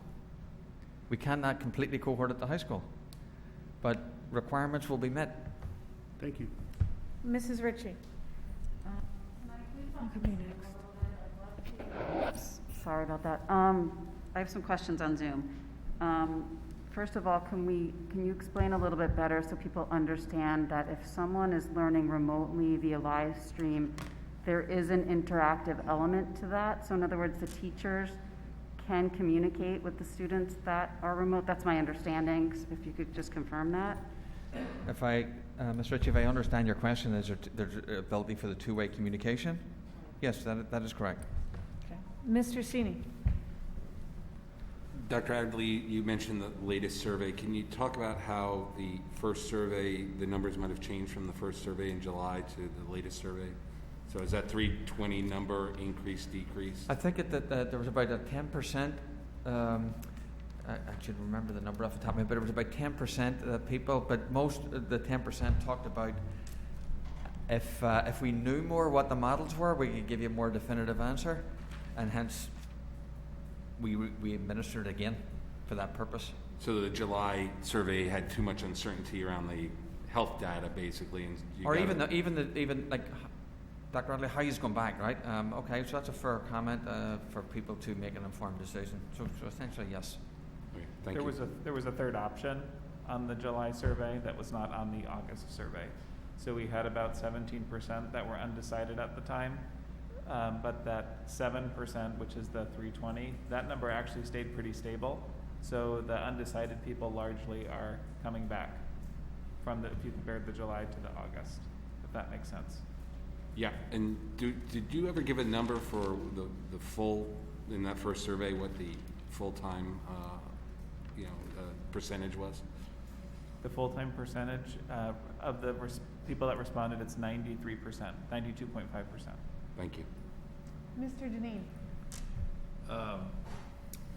On the busing, we've always gotten feedback about how we communicate and how we post. So you had mentioned the schedules are going out Friday. So that would mean it would not be in the newspapers, which I think we've done in the past. So just a little update as to how we're communicating bus schedules, especially since we're doing alternate days, and we just always get feedback about busing. Yeah. Actually, Rich, could you comment on that for me, please? We'll have them posted on our website. We've had a number of changes just in the last, let's say, week. Rich, can you speak directly into the mic, just for the benefit of those at home? So we've had a number of changes just in the last week where parents who had previously opted out have now chosen to opt back in. So we've had to make some adjustments to the routes to accommodate those students. So we will have those posted on our website. We'll send a school messenger out to parents saying that they're on the website and where they can actually locate the routes. We also had we had to move a whole ELP class from Royal to Tokenique, so that required rewriting. Mr. Maroney. And again, thank you for your YouTube channel meetings, and I thought those were very good, and I think I've heard positive feedback on that. I think the points that you've made addressed most, at least from what I took down, most of the notes, the concerns of the teacher, except for one, the cleaning of the special rooms and how we're going to deal with that. So how do we deal with the fact that we're going to have an entire class going to a special and then moving out and then another one coming in? So it's not our intent at this point, because I don't think we have the personnel to go into all of those classes. Where we could do it, we would do it, right? But we're not going to have personnel, maintenance, custodial staff going into those rooms. There will be, in each of the rooms, there will be wipes, there will be disinfectant, there will be the proper microfiber towels that will be replaced should a staff member wish to wipe something down. But if people come in, we can ask them to, as they come in, do their own areas. So it's possible for, I don't know, a transient art teacher to come in and wipe the immediate areas of the handle and so on and so forth. But we don't have the resources or ability to actually go into each of the classrooms in between. Mrs. Ritchie. So just following up on Dennis's question, won't we be having Purell stations, hand washing stations throughout the schools? So students should be encouraged to periodically, maybe as they're going to a special and leaving a special, to make sure that they hand sanitize and use the cleaning stations? So we're looking to make sure that the hand washing stations are in the classrooms that don't have them at the moment. We have more ordered, and they will be coming in. They'll come in after the start of school. Some of the sanitation, Purell thing, we have those in the high population areas in, I think, all the schools at this particular point. I don't recall if we have more ordered, but we have those in those high population areas. Mrs. McCammon. Dr. Adley, can you talk a little bit about how the classroom will work when you may have people in and out for different reasons? So we know we have a cohort of students who will not be attending for their reasons, whatever they may be. And then we may potentially have students who could be asked to quarantine because they've been exposed to someone, or perhaps because they have some symptoms that are on the list, whether or not they have COVID. And if they're asked to quarantine, that's an extended period of time. With that said, and then we may, if we're in a hybrid environment, we could have that group of students at home. So what I'm curious about is what the classroom environment looks like as students come in and out. Can you just talk a little bit about what that means from a just logistics and management point of view? And is what I have described true? It is a difficult logistics and management point of view. I don't think you're, Jill, I don't think you're asking the question like which children, students would be quarantined and so on and so forth, because you are. I'll just defer to Alicia here, but I don't think you're asking that. In the same way as we're asking parents not to just go back and forth all the time. It causes, look, this is one I would empathise with the teachers with. This is going to be a learn as we go type process. We pivoted today on a change, and I'm going to say we're probably going to pivot on a lot of things moving forward, likely depending on the information. I don't have a specific answer to that, other than we're going to do the best we can to respond to families who, for whatever reason, have to come and go, whether it's in the classroom or out of the classroom for medical reasons or other reasons. And I think we're going to learn a wee bit as we go. I know that doesn't sound adequate to you, if I'm understanding your question correctly, but it's an honest response to you. Thank you. I would just, if I could just ask that, I think the question of particularly kids who need to come in and out for quarantine reasons, if that would be carefully considered, because I can see it being disruptive if you're prone to colds and you need to be in and out in a way that you wouldn't in a normal school year. Thank you. Yeah, and that may actually apply to some children more so than, and probably we will. We have, well, not probably, we are erring on the side of conservatives in that capacity. Mrs. Stein. Thank you for all the hard work. I watched the Zoom sessions for each school last week, and they were incredibly informative, and we had a lot of participation, and you can see the amount of views. My question goes to the students. I know that for some high school students, through their extracurriculars, they've had some Zoom sessions where they've been given sort of a preview of what we were given, sort of here's the circulation in the building, here's how you do lunch, here's the app.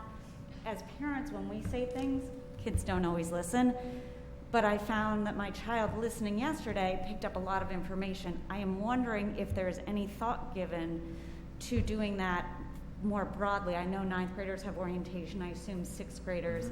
Kindergartners may be a little young, but I would encourage us to maybe make sure that all students have that kind of access to information prior to the first day of school, because it was very informative. Yeah, I was able to observe, even I think it was this morning, if not yesterday, students, 9th, 10th, 11th grade students. Look, I have tremendous faith in students. If you trust them, you explain what you expect and try and support them to do that and model along the way, they rise to the occasion, as do our teachers. I agree with that. I guess my point is, if there's a way to do prior to them walking into the school building, you know, some of the high school students have received it. I'm not sure what middle school. Sure. Even if you could replay some of those group Zooms for kids that aren't in sports or extracurriculars at the high school and maybe middle school. I thought it was great. So basically a tour of the building as it's set up so the kids can see and know what to expect when they come in. And I will tell you as a parent, it was very helpful for my child and I to basically walk through the building before he went to the building. So I believe that we have that in the works, or completed even. I see Mr. Burke. I'm going to jump in though, and it's a two-part question. I heard you say that we would, that if teachers found issues with windows and things like that, to put in a work order as part of the regular work order process. My question would be, we know there's going to be work orders, right? There just are throughout the year. Is there any testing we can do ahead of time so that we know, so the teachers come in to the best of our ability? We've gone through every classroom. We know each classroom has ventilation, and or we've identified where there's no possible way to. Can we get ahead of that? Do we have time to get ahead of that rather than putting it on the teachers who are also preparing curriculum and everything else new in their classroom? Yes, but we need, but we need to know which of those windows are. There's a lot of windows in all of the schools, right? Now our custodians can do some of that, and we'd ask them to bring that to our attention too. We've had several meetings about work orders and how they had to be processed. We have extended rights to principals to oversee that in a timely manner. So where we are, to my knowledge, Mr. Lynch is here, where we are aware of windows that are not working, we are trying to replace them. I will put a pitch in for middle school band, right? I don't know if that work order is still in, but I know that's an issue that continues to be perhaps one. But where we know they are, to my knowledge, we are addressing them. Okay, and then the second, it came up about the MERV 13 respiratory droplet filtration. To your knowledge, has any public school in Connecticut been able to install a MERV 3 hospital grade respiratory droplet filtration system? Because to mine, and there's been much conversation about this at a chair level across the state, no public school has been able and would be able to do that. Well, we can't, and our system won't allow that. And I can't speak for. No one has told me that they've put it in, right? So I can't give you examples of schools that have. I guess what I'm going on is, and I want to be clear, and I am so sensitive to this issue, but I believe part of the comment was that we as a town wouldn't do it out of convenience or expense. And to my knowledge, it is actually neither of those things. It is not even possible to do that. That is my understanding too, that we just couldn't do it. The systems wouldn't be able to do it. But Mike can talk a wee bit about that if we need expertise. Sure, Ms. Lynch. Yeah.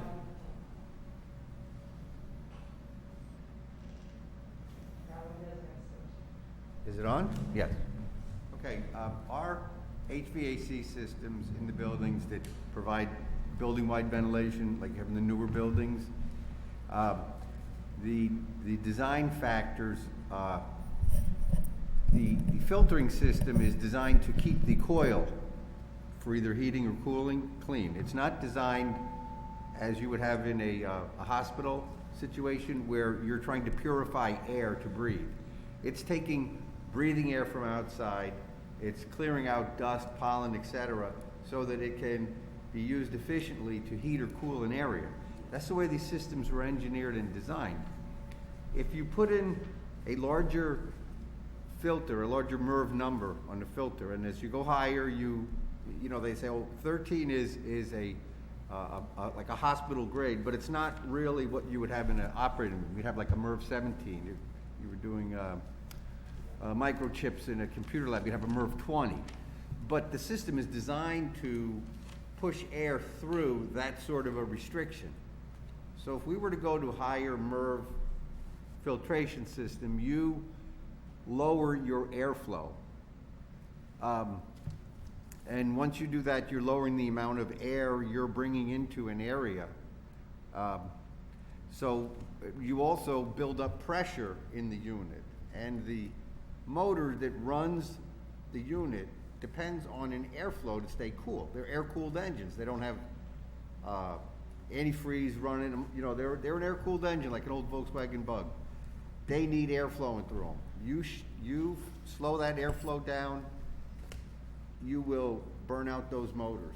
So, Mr. Lynch, I guess the point I'm trying to make, while being respectful to the comments and those who have concerns within their family with respiratory illness, like I myself do, is that it is not a matter of Darien or the Board of Ed or the taxpayers not wanting to do it. Our buildings weren't built to be hospitals. That's right. Our buildings were built to be school buildings in a non-pandemic. Okay. And that's the way they function. All right, a follow-up and then Mr. Burke. They're just not the Yes, level. they do. Yes, they do. Okay, They range between MERV 8 and MERV 12, Okay, depending on the unit. Mr. Burke. To Mrs. Sines' earlier point and Mrs. Ritchie's, I understand the Blue Wave anchors are in the process of creating a video for the high school and demonstrating the new passageways, et cetera, as part of their overall orientation package, and they'll be doing that over the next couple of days. But I wanted to ask you, Dr. Adley, to follow up on your earlier comment. I know you mentioned a number of materials that you anticipate having before school opens, and I don't want to take you through that list again, but just so I understand your comment, do you feel that you can still open the schools while you're still waiting for some of those materials, or is it a hard stop if you don't receive them? It will depend what comes. It would depend on what comes in. We're going to have a hard time doing some of the spacing if the student plexiglass delivery doesn't arrive for us. Listen, who knows, right? At one point we had a delivery that went missing between leaving the place and getting here. I mean, all the strangest things are happening, but we would have to really look at that very, very closely, because I don't know that we get accommodate to get those if we don't have those. I'm pretty confident we're going to have those, though. Thank you. Mr. Maroney.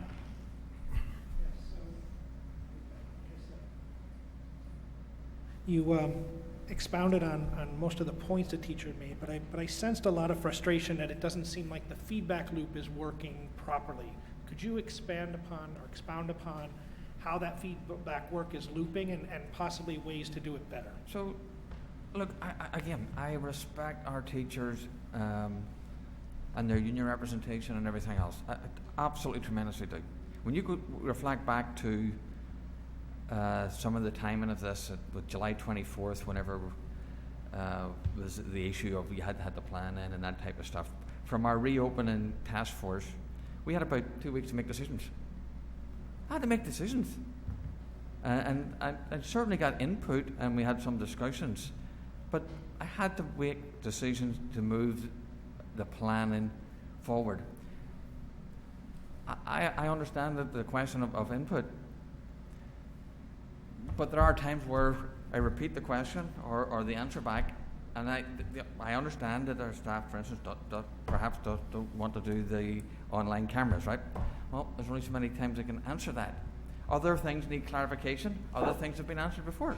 But maybe to follow up on Mr. Maroney's, can you explain, for the benefit of the board and the public, how and where teacher voice has been incorporated, and then maybe some places like that 2-week period where you had to make decisions? But could you talk a little bit of how and where teacher voice has been included in the process?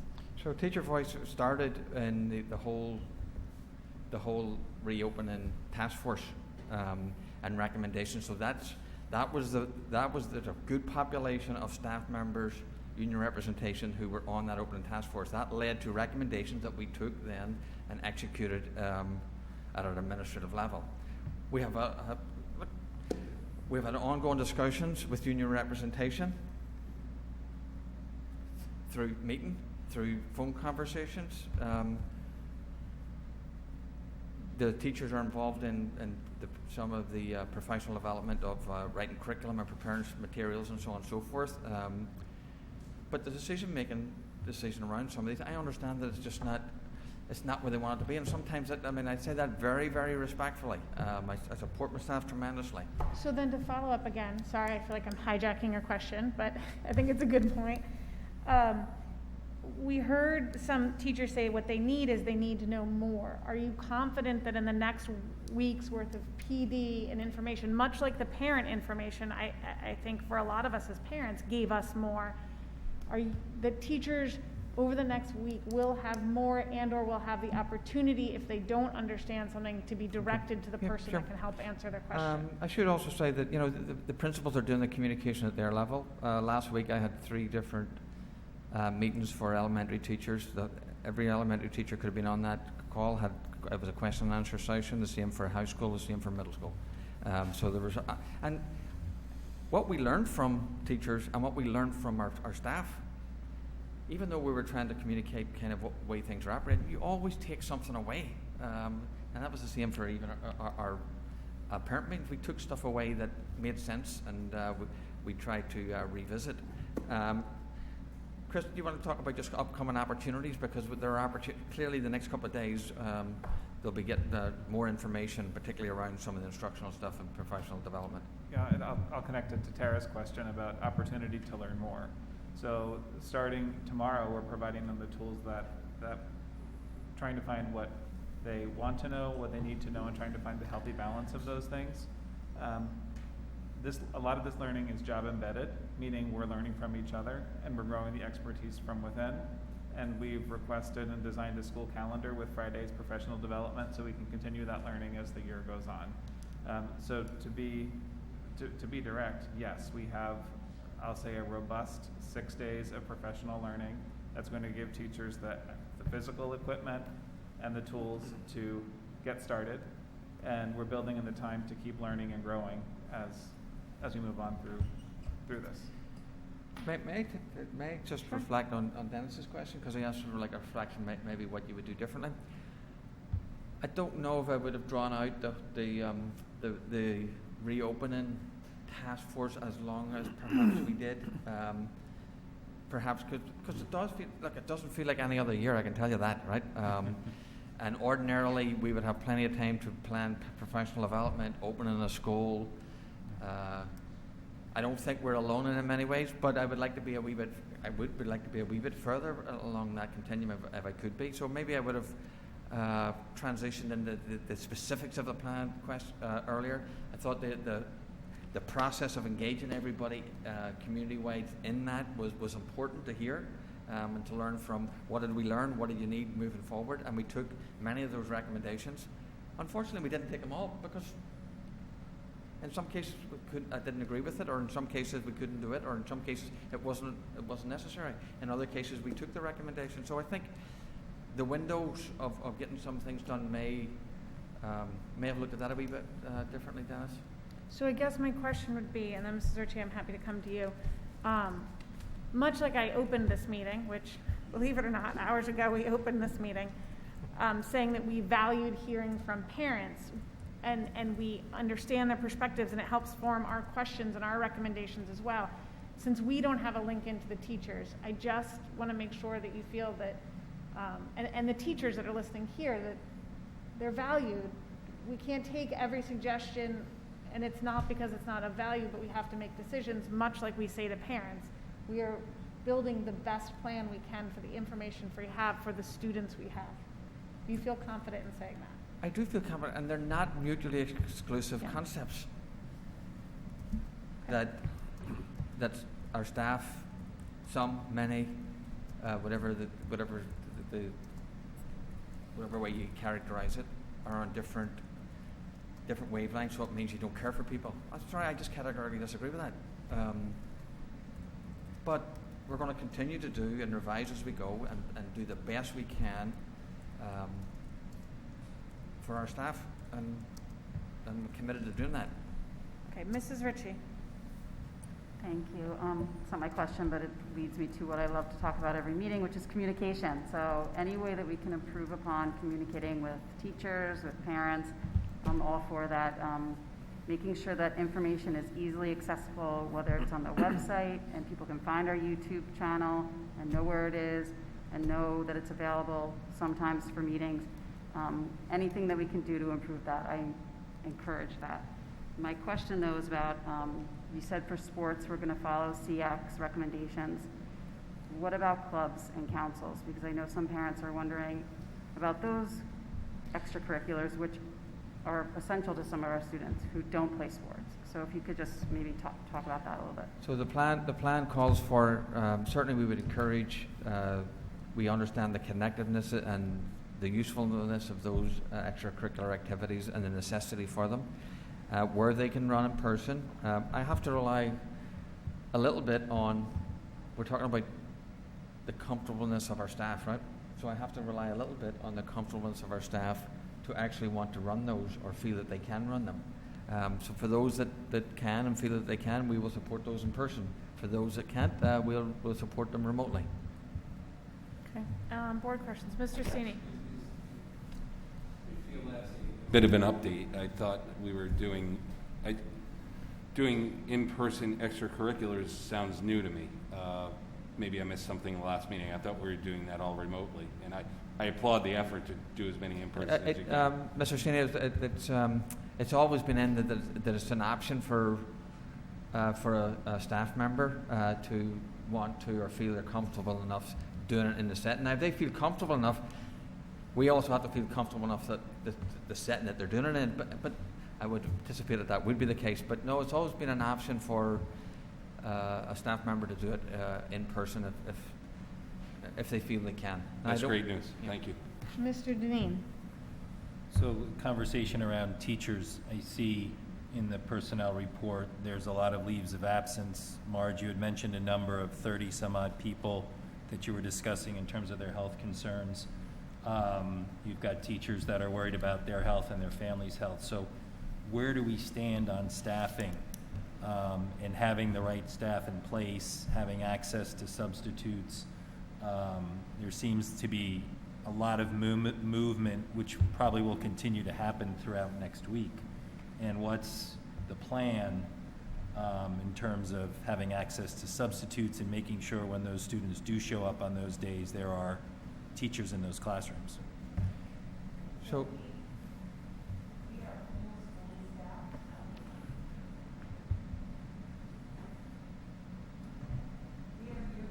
Staffed? No. You're on now. Okay, thanks. We are nearly fully staffed, but other districts are continuing to hire, and so sometimes they're hiring our staff to go work there. So it's a revolving door. Our substitute list, most of our substitutes have agreed to come back. We're encouraging the principals to hire a few more permanent subs so that we have a cadre of people. As a last resort, we'll look for people internally to cover classes if teachers are absent, but that certainly wouldn't be our preference. And I commend Marge for working with our staff on a very personal level, because this is a very personal level issue to deal with. Some of our staff have made some tough, difficult personal decisions to step out of the organisation or to step out of the profession right now. Others we've tried to accommodate through leaves of absences, and others we've tried to accommodate through accommodations. Mrs. Ritchie. Just following up on that, Marge, are the leave of absences related to FFCRA? Is that, so in other words, are these people intending when they legally have to, they will come back? Right, so I probably can't speak, but in general terms, most of these are related to COVID. Mrs. McCammon. So one of the difficult things about this time in our collective experience is understanding the most effective ways and compassionate ways to work with others when somebody gets sick, which inevitably will happen. Can you talk a little bit about the kind of culture you're establishing within the schools with both the teachers and the students in the case that where someone does get sick? It's always of concern that someone will feel shamed or uncomfortable. And so what are you doing to create an environment that both encourages the best behavior but also acknowledges that this is in fact a very contagious disease that is difficult to?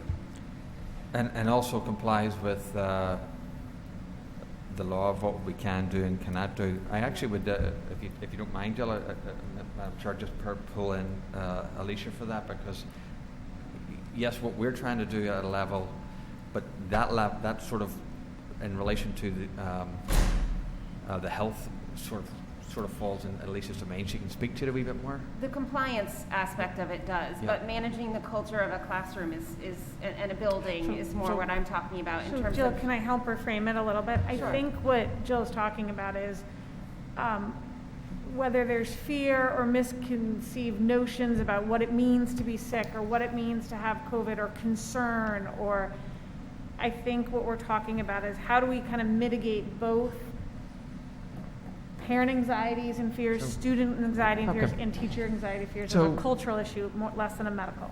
So I hope this statement goes over well. The most important thing we're going to be asking our teachers to do in many ways is connect with the kids and create that environment. The rigor at the minute and the academics at the minute will be a second. And maybe the phrase is a distant second for the moment. Because we need people to create the environment that you're talking about and to feel that the kids are being supported, nurtured through this, and also the staff to some degree. So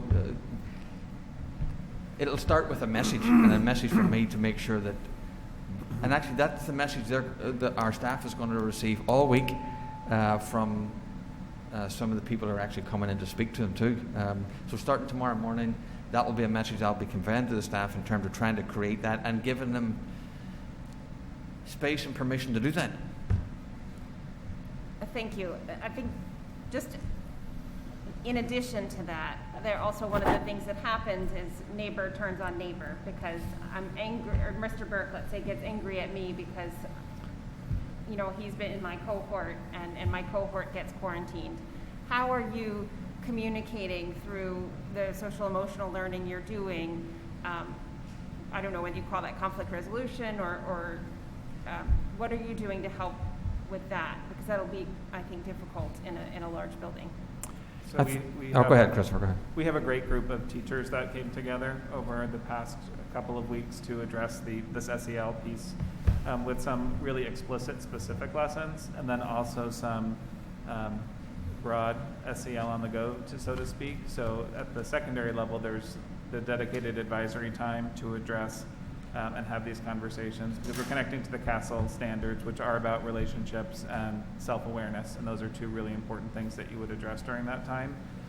But also there's just the day-to-day relationships that you have with students and building that culture in every single setting and in every classroom, not just when you're having an explicit conversation about those topics. So that's what we're working on, and so there's going to be some specific times and very often through read-alouds at the elementary level, because that provides a great time and space for those conversations, and then through advisory at the secondary level.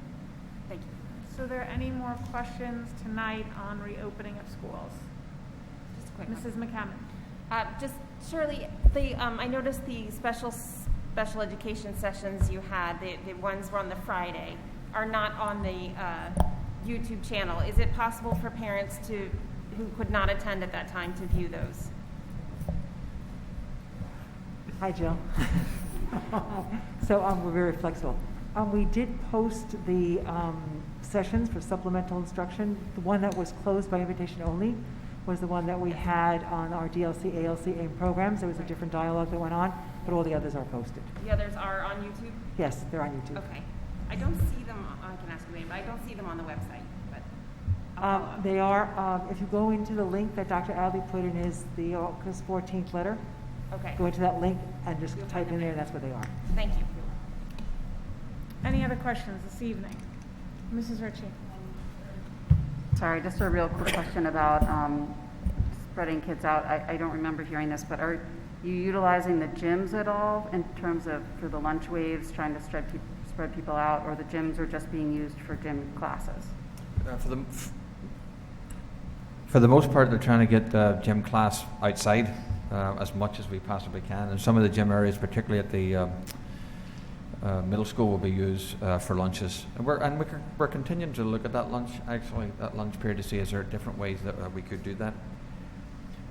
Madam Chair, if I may just finish off with a comment, yes, if I may? Please. I just wanted to also recognize our staff in the sense of they have never said, just to capture some of the leadership's words, they have never come and said, we don't want to come back. Right? They've never said that. They just want to come back in a safe environment. And I think that's a fair expectation for them. I do. I thank you for that. I think that's what we all want. I think we understand the concerns. I think we want to bring our kids back and give them some sense of normalcy, and we want our teachers who we value to feel safe and secure, because we know they're the ones who provide that to our children. And I think just as you see all the questions of these 9 board members, we're doing our best to wrestle through some very difficult issues in a global pandemic. So I'm sure questions will continue. We will receive them. If they come to me, they go directly out to the board and to the administration. So never fear that your questions are not seen.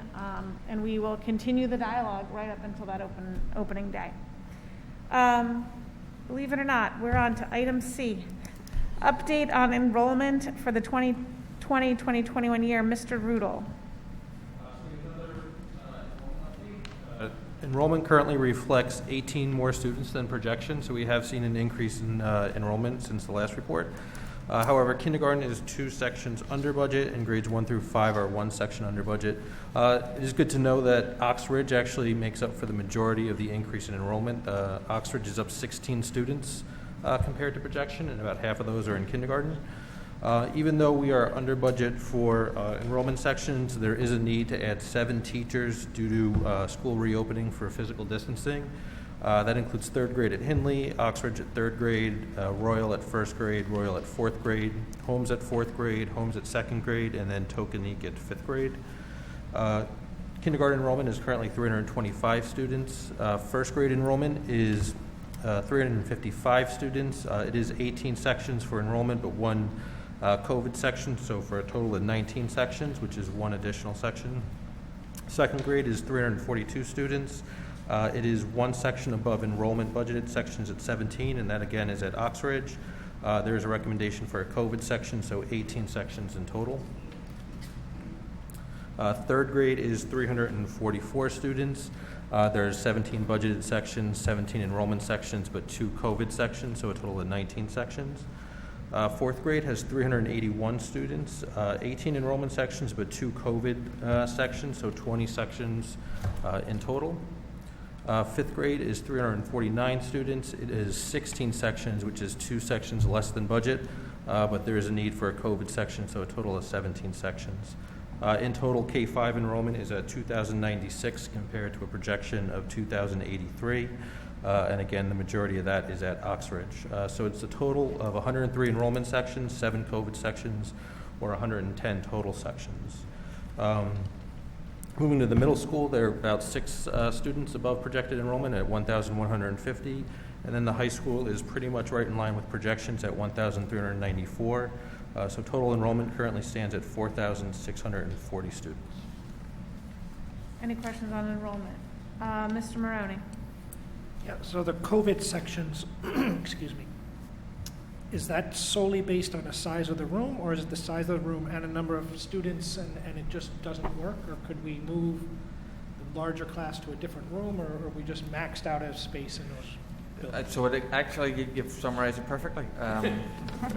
We try to do the converse first. Can we move different classrooms based on the size? But essentially it's a combination of the size of the classroom and the enrollment side, but the enrollment hasn't gone over the enrollment of the class, so we just can't fit them in. Mr. Deneen? That answered the question. Great. Mrs. Ritchie? Thank you. So just to clarify, basically, it's a net increase of 4 teachers. 7, embedded in that is 7 related to COVID, so we would have been under budget had no COVID existed. Correct. So we had 106 budgeted sections, but we need 110. Thank you. Any other? Mr. Cini? If by some miracle we go back to normal life, or would these classes continue through the rest of the year? So we're planning for full in-school scenario, so we don't want to be looking for teachers sort of back and forth. I would be keeping this. I don't see why we would change a classroom teacher halfway through the year for parents. Thank you. It's obviously we have 2 budget control that still sits out there. Mrs. McCammon? So just in terms of our policy, from a policy perspective, we have then no sections outside of policy. How did we use the policy numbers? It was, I think, to Dennis's point, did you try to, because we do have some that are at like around 24, for example, for 4th grade. How did you use policy in this decision? If you could fit 24 in a classroom and still get the 3-foot seating, you did it? If we were able to do that, yes. Okay. If we were able to get the actual enrollment of the class in the classroom, we would do that. Where we weren't able to do that, again, we physically went over to the school, walked the building with the principal, right. Asked for, could you do this or that, so where we could do it, we did do it. Okay. But for the most part, we tried to stay within the recommended range, but occasionally we pop out. Is that Occasionally we pop out. like to our max? Yes. level? Yeah. We do. Okay. Yeah. So we're pushing the envelope too in some cases. Thank you. Any other enrollment questions? Okay. Oh, Mrs. McCammon? Sorry, do we anticipate, as much as any of us has a crystal ball, that we may see any additional students come in the door on the first day or two of school? Well, a couple of months ago we didn't, and now we are seeing people, so as much as we have a crystal ball. Well, that's probably good that we still have our 2 budget controls, if we needed to break. I wouldn't maybe doubt it. Mr. Maroney? Do these enrollment numbers include the students who are the families who have told you they were going to opt out of in-person learning? Yes, this is everybody. Yes. So you also have the option to come back into school at any point in time. So we do need to make sure that we have a seat for that child, should they choose to come back in. Alan, do you have a high-level idea of those 320, how they break up between elementary, middle school, and high school? Sorry, the 320? The remote learning. Chris, you'd have a better idea than I would, to be honest with you. I don't have that at my fingertips right now. All right. Any other enrollment questions? Okay, thank you, Mr. Rudel. We'll move on to presentation, discussion, and possible action on the proposed revised facility use fee schedule. We do see this every year. Mr. Rudel and Mr. Lynch. Sure. So we are recommending a 3.5% increase rounded to the nearest dollar. Given there was no increase in the past year, it's an average increase of about 1.75%. It does put us still below the average in the comparable districts that we surveyed. Any questions? Mrs. Ritchie? Just wondering, has that already been factored into our budget projections for revenue, or is that going to lead to an increase to field revenues? So this would be over and above that, though we are probably likely to see less building rentals given the restrictions on reopening. Mr. Cini? What line item does this impact in the budget? So it's in RC 12. There's 2 revenue line items, building rental revenue and then field rental revenue. Thank you. Yep. So at some point, not tonight, I don't need to see it tonight, I would like the board, all of us I'm sure would like to understand what the rental, I understand fields, outdoor space, but what rental recommendations are around for inside spaces, if any, this year. That would be different. But we don't need, unless, if you have it, great. If not, I'm happy to see it at the next meeting. Sure. I mean, a little bit, it's, so there's a program Darien after school that's at a lot of the elementary schools. So whether or not that continues as normal, given some of the spaces that they typically would use or been turned into classrooms. So we typically don't use classrooms always for those outside groups. So that's still kind of out there to be decided. So an update at a future meeting, we can discuss a little further. But with that, I need to entertain a motion to approve the proposed revised facilities use fee schedule. Mr. Cini so moves, Mrs. Stein seconds, all in favor. That is unanimous. Thank you, everyone. We'll move on to further discussion and possible action on the proposed 2020-2021 goals. Dr. Adley. Yes, I included in the board's packet where we left off. I took the feedback from the last board meeting. If you remember, we were talking about 4 sort of high-level goals. There was a question on the floor: could we include one in teaching and learning our curriculum? We have done that. I added some strategic work, some descriptors around the strategic work that might have to take place this year around these, and then I developed some sort of measures that we would incorporate along the way. So I tried to take what feedback the board provided, and I offer for your consideration. If there's no thoughts or questions, just to throw a little wrench in the plan here, I would like the board to consider either as a goal, or we could look at it as a smaller type of item, the idea of student participation or student representative at the board level. I think that what we've seen a lot is sometimes I think it would be great if the students understood what the board did, and I'm not entirely sure what that is, so we could adopt these goals and look at it as a something to work on, but I think something about having students at the board table, and we could decide in what capacity, might be really valuable to our students, kind of their participation in governance. Certainly these would be high school level students in my vision of this, but something for the board to discover, to look at maybe a goal of adding a student voice or student representative at the board table. Mrs. Stein? I think that's an excellent idea, and I think Jill will probably echo the sentiment that for the strategic planning, the 2 high school students have been invaluable and very present and added a whole different dimension to our process. Mrs. Ritchie? I think it would be a valuable addition. I was on the youth commission for a couple of years, and having that student member perspective was essential. So I think it's something that I'd like to discuss more at the board level. Mr. Burke? Yeah, I agree. I don't see any downside and a big upside. Okay. Any other thoughts? I would put it maybe under a board goal to look at what student representation at the board might mean, and we could take some time to explore it in an otherwise really busy world. So I'm sorry to add another goal, but I think it's time here in Darien. Having worked with boards with students on it, I think it's tremendous value to the community, to the students, and to the board. I certainly would support that idea. Actually, I would support 2, to be honest with you. 1 11th grader and 1 12th grader is a suggestion, but that's we can get into different mechanics discussion. because it's late, but I'd like it added in under a board goal if we can. Is there any other discussion on board goals? Are we ready to adopt these goals? Mrs. McCammon, is that a hand?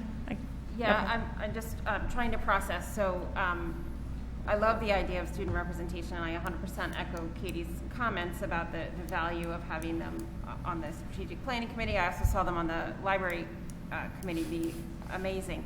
But from a process perspective, so I think there are a couple of things that might rise to the level of goal. For example, I think looking at our how we interact with town media, for example, and just our general process for that, I think that's a more discrete. But it is certainly a level of inquiry that I think we're talking about later, or at least we might touch on later tonight and might take on. So I don't know if that's something, what we want to be at the level of goal at this point and what we want to be, but I think that's something we should be looking at this year. Okay, so I'll put a motion on the table to add to the board goals exploration of student representation on the board. Is there a second? Mr. Deneen, all in favor? That is, okay, any opposed? So that is Sini, Stein, McCammon, Burke, Ritchie, Offman, and Deneen for. Yep, Mr. Brown, Maroney, I'm sorry, Dennis. And Mr. Brown opposed? Okay. Motion again, so it's To explore what student representation on the Board of Education might be. So did we approve the goals, or? No, I'm just looking to add it to the proposal, and then we have to vote on the actual proposal of the board goals. Okay. Mr. Burke and then Mrs. McCammon. Okay, no? I was going to just make a motion then to add a review of our media strategy. Okay. My question is. Wait, you're making that motion? I am. So I need a second to that motion. Mr. Sini, all in favor? Sorry, what was that motion again? A board goal to look at our media strategy. Media and outreach or something like that. Does that make sense? Well, I need the motion, before everyone votes, I need the motion. I don't mind whatever words you put, but. Media and outreach is great. That gives us some. Okay, media and outreach. So what the motion on the table is to add a board goal in for the board to look at its media strategy and outreach. Sure. May I have a second to that? I'm assuming you're moving, so may I have a second? John, second. Mr. Sini, second. All in favor? That is unanimous. Okay, now, may I, oh, I'm sorry. I had a point that, in our discussions tonight, we were talking about social and emotional learning, and I'm wondering if we should tease that out of the teaching and learning section, where we talk about educators face to social and emotional learning, technology, and equitable instructional practices. Do we tease it? I think especially in this year, social and emotional learning is super important, and to me, I think it should be teased out of that sentence or paragraph. So I think if I remember our last conversation, what we were saying is this year, broad goals and then actually a work and an action plan update from the administration. I guess the question is, do you want to put that in the goal, or is that the action plan? You're telling the administration you expect an action plan on how to effectuate that goal. I think I need an action goal on how to achieve that goal. Are you talking about social and emotional learning specific to the pandemic, in which case it would be a part of this year explicitly, or are you talking about social and emotional learning within our larger initiative that is already I think it's a rolling out? larger initiative, but I think especially in this year, it's super important that we call it out specifically. I mean, I think it should be always as a goal for us, but I think especially in this year, there's going to be a lot of needs in this area. So do you want a number 6, social emotional learning, that is specifically It can be in teaching and learning, but I think it should be its own bullet point. So Dennis, do you have a motion for us to consider? Sure, I would like to have a separate bullet point on social and emotional learning in the teaching and learning section. Give me a second. There's a section 1 too about supports during learning during the pandemic, health crisis. Yeah. You think it would go better there, Dennis? It can go there as well, yes. So you want to have more specific than student learning? Well, he has a motion, but then we're going to addendum to the motion. Well, it's getting convoluted, so yeah. You could almost say support student learning and social and emotional during the pandemic health crisis, expand that. So my only thing is SEL is social emotional learning. That's why I'm asking, are we narrowing it, or are we expanding it? Dr. Adley. I just want to make sure that we see it different than the second bullet there, and how Christopher sees it different or not. Because one of the ways we get through it is to instruct the staff and the delivery of the curriculum and instruction around social emotional learning, and it specifically talks about the new challenges. So I just want to make sure we understand that's there and how we see it different. Which second bullet? Under teaching and learning, number 5 goal, under the second bullet. Number 5, second bullet. It is there. So Dennis, again, I ask her, is what you're looking for is more of an action plan, and you're trying to embed it in the goal? And it might be something to consider to ask the administration to come back with an action plan, because you see social emotional as part of teaching and learning. SEL being the learning. Okay. I think you might get what you want more that way. I understand. Okay. But I rescind the motion. anyone feel differently? And for the record, I agree with Mr. Rory. So if that's the case, and if you're comfortable with that, but you're welcome to make a I'm motion. comfortable I would with- need you to withdraw the motion. I withdraw. Okay. All right, so with that, can I entertain a motion to approve the board goals and objective for 2020, 2021?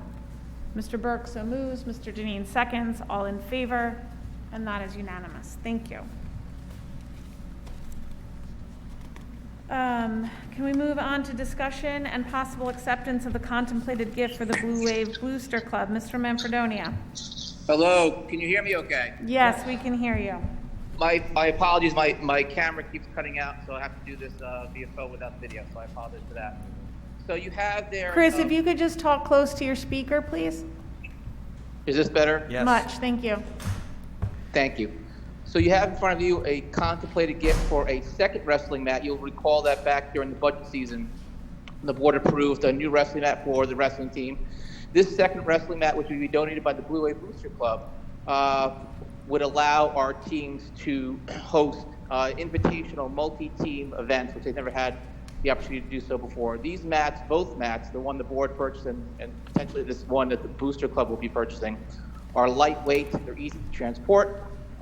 They are easily stackable. They stack vertically, not horizontally, so they are easy to store. And it would give the program an opportunity, like I said, to host multi-team invitational events that they never had the opportunity to do so before by having this at their access. So I ask you to consider it for the wrestling program at Darien High School.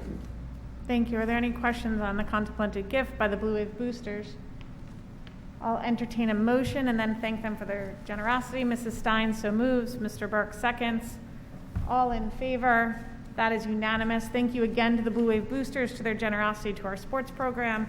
And the wrestling mat will be here for many years. So we'll show the team. On behalf of the wrestling program, I'd like to thank you. Thank you, Mr. Manfredonia. Please give them our best. We've seen a lot of them. I will do. We'll move on to item G, discussion and possible acceptance of the contemplated gift of the Darien High School Parents Association. Mrs. Dunn.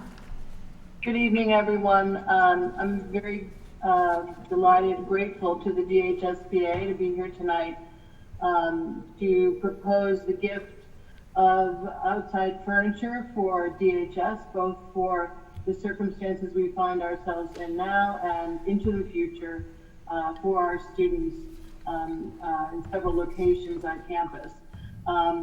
This is a special gift for us tonight from the DHSPA, as it's being made in recognition of our class of 2020 as a result of fundraising that was done for the senior send-off that we unfortunately were not able to hold. And so part of the funding for that event has been gifted through the DHSPA to us this evening if you approve for this furniture. So we're very grateful, and we're also proud of the class of 2020 and wishing them well as they are all traveling off to different places. Thank you, Mrs. Dunn. Are there any questions? Mr. Cini. It said it was going to be in recognition of the class of 2020. Is there going to be a plaque or something associated with it? I'm sure we'll find a way to do that, yes. Thank you. With that, can I entertain a motion to accept the gift as contemplated by the DHSPA? Mr. Maroney moves, Mr. Deneen seconds. All in favor? That is unanimous. Thank you to the DHSPA, to the class of 20, and to the organizers of the senior send-off. That was an ambitious event that they did for the they tried to put together for the benefit of our students. So the generosity of our parents, our students who are excited about going to it, we're glad that legacy will live on for years to come. Thank you, Mrs. Dunn. Thank you. We'll move on to the discussion and possible acceptance of the contemplated gifts from the homeschool PTA. Mrs. Blakely. Hi there, good evening. Thank you so much for having me. I hope you can hear me okay. Yes. Okay. I am hopeful that the board will contemplate a gift from the homeschool PTO to our school of 4 fans for our gymnasium, which does not have any type of air conditioning or air circulation at this time that provides enough relief for the heat. As well as 8 picnic tables to increase outdoor seating for our students, and 1 wooden bench that needs to be replaced. Are there any questions? Mr. Maroney. These fans, are they floor fans, or are they installed in the ceiling? They're actually installed in the wall. In the wall, okay. And they move the air around quite efficiently. No, because I know we're looking to redo the ceiling, and I didn't want to put fans in the ceiling and then take them down. So just a question. The skylight, sorry. Good question. Any other questions? What is the amount? It says 5 to 10, but all the others had a specific amount. Mrs. Blakely, do you have a specific dollar amount on this gift? I do not have it with me this evening. I'm sorry, I wasn't prepared for that, but I could definitely get that information for you from my PTO. And then just to clarify, all gifts will be given as materials. It sounds like they have to be assembled or built. I think it means not the dollar amount. Do they mean not the dollar amount? Is that what you mean? Or do you mean it will be in individual components that has to be assembled? If it involves donated materials or services, is that what you're talking about? Where are you on just this? is Mike Lynch putting it all together? I just, Yes, so I believe what they are doing is giving the hardware, and our maintenance will make sure that it. Motion to approve. Okay, so Mr. I do have a dollar amount. My wonderful PTO co-president has just texted me $7,028.02. Thank you very much.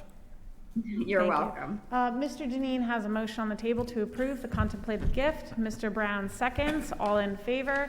That is unanimous. Thank you very much to the Holmes PTO. Again, our parent generosity is impressive and appreciated. We'll move on to discussion on fiscal year 2020 year-end financial report and fiscal year 2020 expenses related to reopening. Mr. Rudel and Mrs. Ritchie. Just wait for the presentation to come up.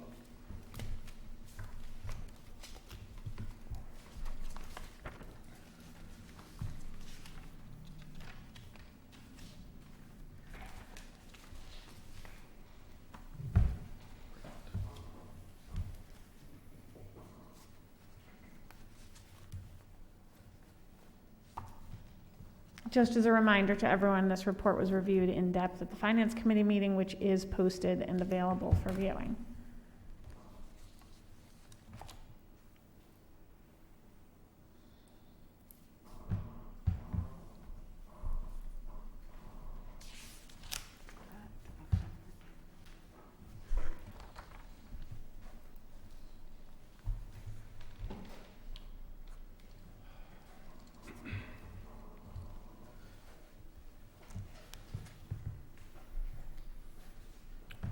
So we, at the end of May, we forecasted a year-end balance of $527,384. We did end the year with $569,507, so slightly better than forecast. The general education RCs forecast a current surplus of $489,711, and the special education RCs forecast a current surplus of $79,796.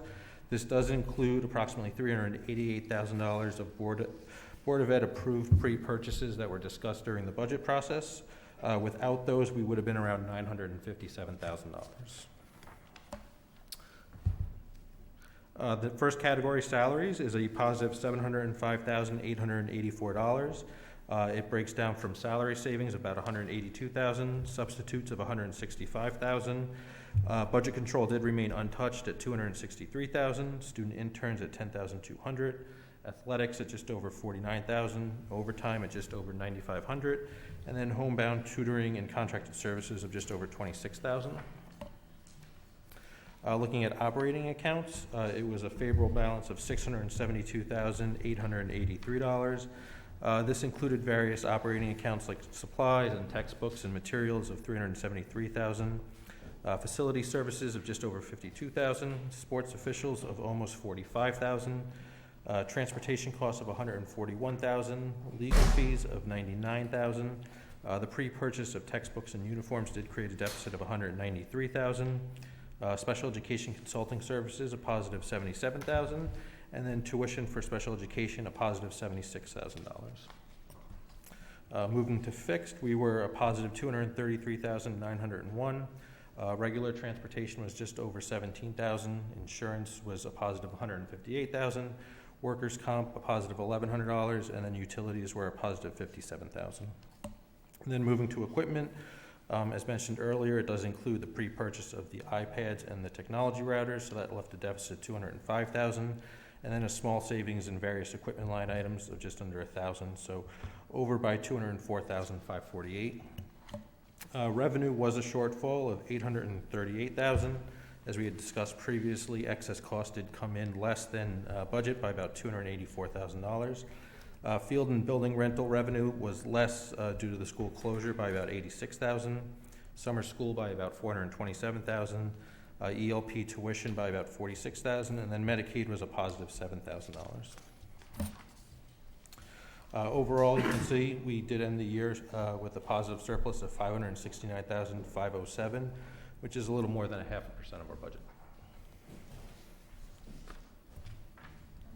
Mrs. Ritchie, yeah, So I went back and I just have a question about the pre-purchase. The $387,000, is that lower than what we had initially thought it was going to be? It is. So the textbooks ended up being less by about $30,000 compared to budget. So we did draw off the budget about $170,000 for textbooks. The actual expenditure was a little over $140,000. Okay, thanks. I forgot to ask that the other day. Any other board questions? Mrs. McCammon. Yeah, do we have a sense of where we are against, for ELP revenue against projections? I know, I'm sure it's. For the new fiscal year? For the new fiscal year. Enrollment is low. We don't have an exact dollar amount, but we don't have a lot of students, paying students enrolling at this point. Thank you. So should we move on to this year if there's no more questions on the closeout of last year? Sure. Mr. Riddle. So we did discuss at the Finance Committee meeting some of the reopening expenses for fiscal 21. We did categorize it in categories such as staffing, facilities, technology, materials, and transportation. There's still some costs that are unknown at this point, which include electricity demand when the HVAC system is purged, staffing costs for positions that are still yet to be filled, substitute costs, custodial overtime costs. So currently we are anticipating cost of about $1.7 million. It is a gross number as opposed to a net number. So when we talked about the enrollment, for example, we are 3 sections under budget. That's not factored in here, so this is a gross number. So if at some point we want to transfer those funds to some of these COVID expenses, that could be brought forward to the board. We did receive approval from the State Department of Education for the ESSER grant, which was $134,611, and we did identify some of those items that are reimbursable. It does include some touchless hand sanitizer stations, charging stations, document cameras, and then some software titles. So after that, it's about $1.6 million, but again, that is a net number. And we did get notice actually late Friday of the potential of additional coronavirus relief funds that could be around $500,000. So that is not factored in here yet, but if it does get approved by the State Department, we will certainly update that as well. Just as an update to the board, I can tell you Mr. Zagrodsky and I have traded emails about updating the Board of Finance. I let him know that we would be meeting tonight, that the Finance Committee wanted to meet and review all these, and after that was done, we could talk about the best way to update the Board of Finance and kind of keep them on a regular update, so they kind of were brought along all the way in the process. So we will talk and we will get back to you and we'll go there. So during our meeting, we did talk about next steps, and it was brought up to create a liaison. And so if the board would like to talk about that, a liaison to the Board of Finance and the RTM. So I just wanted to bring that up. That was something that was mentioned.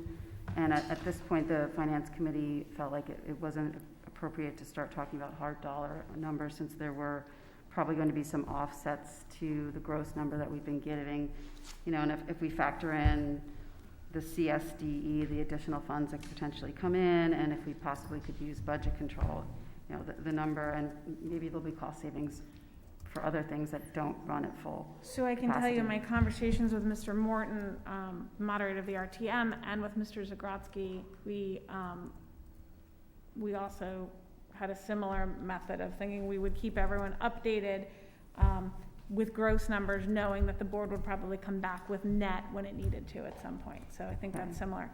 As for liaison, if the board, I'll get right to you, Mr. Cini. If the board wants to discuss that, I will tell you the chair's duties are as a link to the other town bodies as per policy. So I put that out there. Mr. Cini. Yeah, I always want to suggest to that, given some of the communication issues we had around the budget revisions, and given we were using words like unknowns, fluid, offsets often during our committee discussion and moving targets, and I thought we would just embellish the chair communication. I think there's going to be a lot of unknowns, a lot of offsets, and a lot of fluidity around it, and I suggested that the chair of the Finance Committee help assist the chair of the Board of Education as a liaison between the Board of Finance and the RTM, the two committees, which would be the Education Committee and the Finance Committee. So I would always look to and I think any chair will look to the chair of the Board of the Finance Committee to help. I think any changes in liaisoning, I certainly would have to talk to Mr. Morton and Mr. Zagrodsky on as well, but rest assured, there's no way we can do any of this without the 9 of us, and certainly in constant communication with the chairs of any applicable committee. Any further? Are we going to discuss it as a board as a potential of using liaisons, or? It's on the floor for anyone to raise their hand. It would be we would have to talk about the change in policy. Mr. Burke. in the 2 or 3 days since this was proposed or talked about at the Finance Committee meeting, I haven't really given it a lot of thought, which is why I was reticent to pick up my hand, raise my hand. When I look at the role of the chair, I mean, I see that the chair is the liaison for this body to other town bodies, so we would have to look at amending that language. I think it's appropriate for the chair to have the chair of the Finance Committee attend those meetings and help communicate. But I'm not really quite there yet in making it a set in stone that we're creating another position on the board. And we can talk about it tonight, though we've been talking a lot tonight. I'm just not really there yet in terms of creating another liaison position, but I'm certainly willing to look at it. But if a motion of like that of nature was proposed tonight, I would have to just vote against it just because I haven't thought enough about it. May I suggest we're more than 4 hours deep into this meeting. There's no need to discuss it tonight. If I could have the chair's willingness to discuss it a little further, and I can give a little more further detail, and we as a committee can talk about it. Sure, I think if there's policy changes, I will tell you, I did hear the discussion watching the movie. I do think that I would affirm anyone sitting in this seat, a change in policy or communication should be thought on heavily, but if the Finance Committee wants to bring forward that recommendation, I'm happy to bring it to the full board. And again, the goal is to enhance communication so we don't run into the problems that we did during the budget season. I guess I have one question. So the only thing I'm going to push upon is the assertion that we ran into the budget problems because of a communication lapse in the chair's communication, Sorry, I didn't say either of Board of Finance or Board of Ed. Yeah, I said there were communication issues during that process. Sorry if I didn't make that clear, in my opinion anyway. So I'll let it go tonight, but I'd love to discuss it as a committee. Mrs. McCammon, I saw your hand as well. I think I agree with the fact that I'd just like to discuss it at a future date, but I'm sure everyone is exhausted. I certainly am. Mrs. Ritchie. Just as the current chair of the Finance Committee, I'm willing to help in any way I can. So if there's any way I can assist in that process, I mean, at this point, I think it would have to be a look at policy and see how it would impact that. But at this point, I'm happy to collaborate informally in any way that I can to help Great. the process. I'm happy to have you, much like Mr. Deneen on the Oxford Building Committee or any of the other committee chairs when we have work that overlaps. We will move. Are there any other questions for Mr. Rudel? We will move on to an update on the broadcasting of Board of Education meetings. Dr. Adley. Do I really have to discuss this the way this meeting started? That might be why we need this. Okay. I really couldn't be so great right now. So I think you know that we transitioned to, look, we have to make improvements along the way here. We did transition to the contract for up to 1,000, which by most standards is a reasonable thing to do. I know Mr. Cameron from Darien TV has communicated to us, and I've spoken directly to him. And in all honesty, a review of these things needs to be done at a wee bit of a higher level. It's not, to just be reactionary and jump things into different decisions right now is not the time to do that. There are a lot of people that are connected to the communications, media communications, both directly for the Board of Ed and also for the town side. And I think it takes a more reflective, a lot of people in a room and a lot of processes which we honestly don't have the time for thoughtfully to do at this point. I'm happy to engage in those and see how we move forward with opportunities that exist at the town level and or at the board level. So we tried to deal with the immediate thing, which was expand the Zoom. And again, I'm happy to engage in discourse with other people who would like to reflect on that and see if there's ways of improvements we can make. But I would just ask for your understanding that at the moment it's not the time to honestly have that discussion. Mr. Cini. This is the only board that doesn't regularly simulcast on one of the TV 79 or TV 78 of the townwide elected bodies anyway. So I think it's quite important, that we realize we serve a greater constituency than our parents and our students, and taxpayers fund quite a large bill, and they expect to turn on a town meeting on a live basis. So it would be awesome if we can find a way, and I realize it's not a true where the priorities are these days in terms of running a district. I feel like it kind of falls below, but there should be a way that we as a district can work collaboratively. And there's been an offer from the Darien Foundation as well to provide a piece of equipment to even allow that. So any way, shape, or form that I as a board member that can help assist that collaboration, or if we can find other volunteers. And we have DAF Media out there as well with some expertise and probably limited content right now.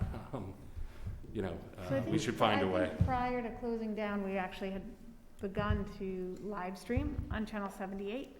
And I would just echo, I think that Jim Cameron does an amazing job on Channel 79, and he is a service. Channel 79 is a service to the town.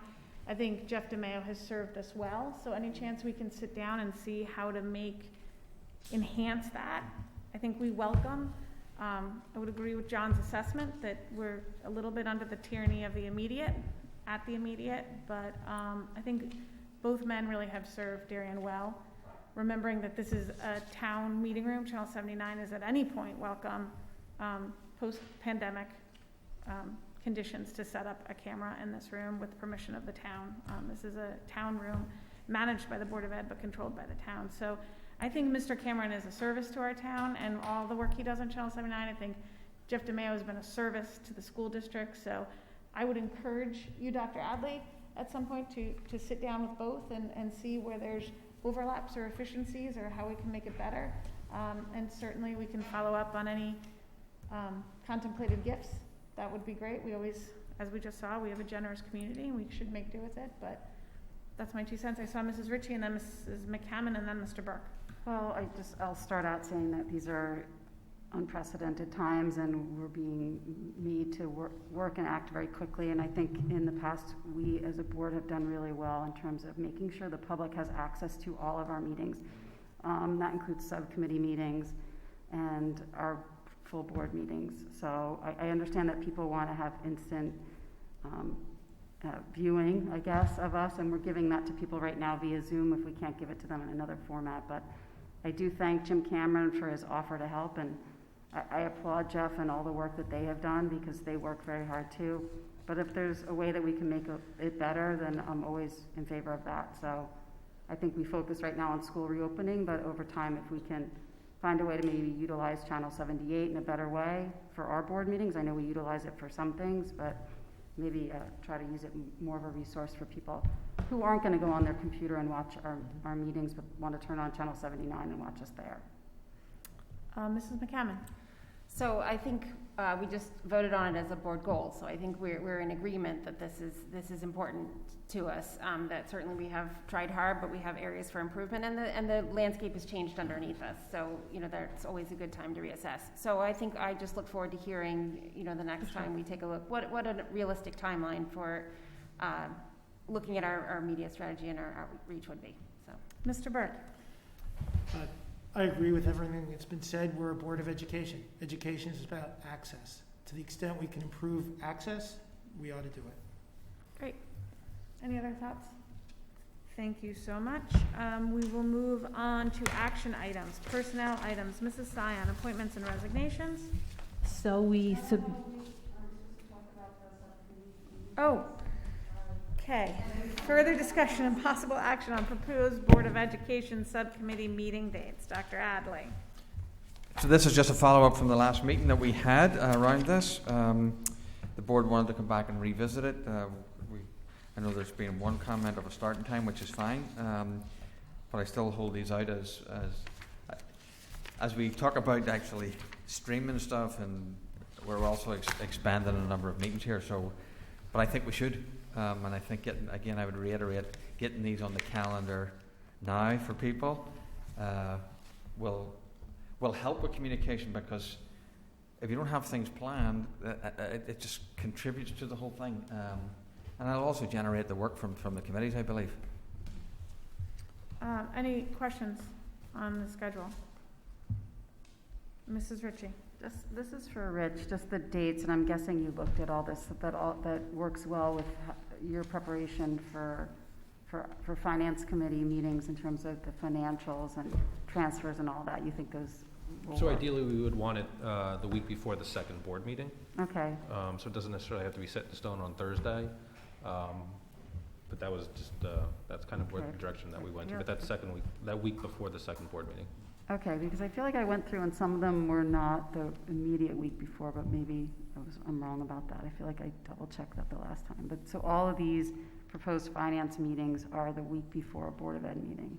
Correct. I believe so. Yeah, I believe So the only comment I had was I just can't make a meeting at 8 o'clock. My That's fine. son's school starts later this year because of COVID, so that's just a non-starter for me. So then we can't approve a schedule like this that says 8 o'clock. Is there an amended 8:15, or is there a time for finance committee meetings, or do you want to stay at 8 knowing that? Do we have to say a time, or can we say morning? I mean, 8:30 work for me. I hate to be the one that says the time, but I just need to get them on box. If that works for everybody else, that's fine. Does that preclude anyone with a work schedule or a train schedule or? When we don't commute, it works great. But, you know, when we commute. So the only hard thing about that is if you needed to change the time, the meeting would become a special meeting. And typically our committee meetings are special meetings, but if once we approve a schedule, they are regular Yeah. meetings, and then if there is a change, it's not a big deal, but you would have to. Why don't we go with 8:30, and then if we go back to normal, we can. Okay, so follow me. may I entertain, is there any more discussion right now? May I entertain a motion to approve the proposed Board of Education subcommittee meeting dates with the amended start time of 8:30 a.m.? Mrs. McCammon so moves. A second? Mr. Maroney seconds. All in favor? That is unanimous. Thank you, everyone. Motion carries. Policy committee, they have very many special meetings. Yeah. Personnel items, Mrs. Siam. So the PAR reflects the movement among staff that we spoke about earlier, and I would ask you to add the name of the new assistant principal at Hinley to the PAR. I think Dr. Adley probably wants to say a few words. Okay, Dr. Adley? Well, we had our interview this evening, and if I could just go back, I just want to get the spelling of the last name correct. We're pleased to invite as part of our administrative team Jennifer D'Amico. Jennifer comes from Bethel, and where she's an aspiring assistant principal, so she would join Mrs. Stroller as her assistant, and we think she would be a wonderful addition. Both her personality and her professionalism and her experiences, I think, would be a tremendous match for that school community and for the parent community also. And we're excited to bring before the board the proposal that we extend an offer of employment to Jennifer. So first I need to entertain a motion to amend the PAR with the addition of Jen D'Amico's appointment as assistant principal of Hinley School. Can I entertain? Mr. Brown so moves. Mr. Burke seconds. All in favor? That is unanimous. And then can I entertain a motion to approve the PAR dated 8/25/20? Mr. Deneen moves. Mr. Maroney seconds. All in favor? Mr. Sini? Sorry. That is unanimous. I'm being asked where I am. Not at a bar. Mrs. Sion, a contract agreement between the Darien Board of Education and United Public Service Employees Union. Right, we did conclude negotiations with the Secretary's Union. The union ratified it a while ago. It provides for a 2.25% increase in each of the 3 years. We made some changes to language. We respect and value our secretaries, and we hope you'll approve the contract tonight. May I entertain any comments or questions? May I entertain a motion to approve the contract agreement between the Darien Board of Education and United Public Service Employees Union? Mr. Burke so moves, Mrs. Stein seconds, all in favor, and that too is unanimous. Thank you, everybody. Lastly, our last two motions are yearly motions.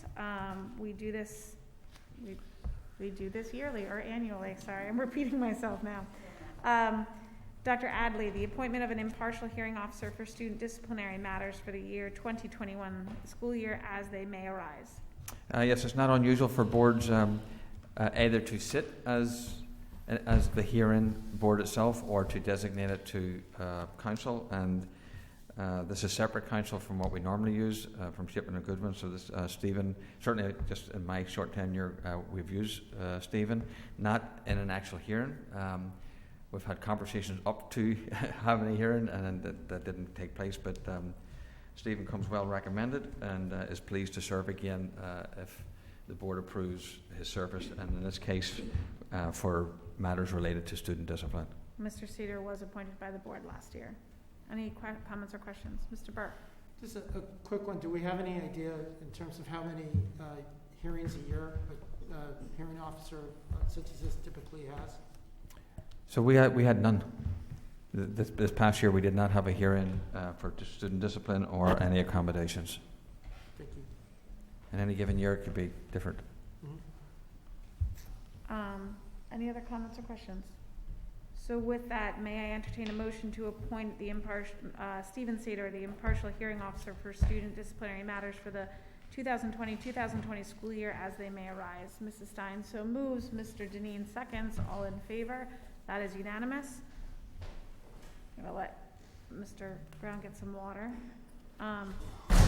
We'll move on to the discussion and possible action to delegate to its appointed hearing officer the responsibility for hearing expulsion expungement requests and for hearing officer accommodations appeals, including transportation appeals as provided by statute. This is just additional responsibilities that we as a board have typically, last year especially, we moved to our hearing officer as part of a best practice. Dr. Ellie, is there anything to add on that? No, I think it's fairly self-explanatory. Okay. Any questions, comments? With that, can I entertain a motion to approve Stephen Sador, the hearing officer responsible for the hearing expulsion expungement requests and for hearing school accommodation appeals, including transportation appeals, as provided by statute? Mr. Maroney so moves, Mr. Brown seconds, all in favor, and that is unanimous. Lastly, we will move on to public comment, which I have high hopes for at this moment. Dr. McGettigan.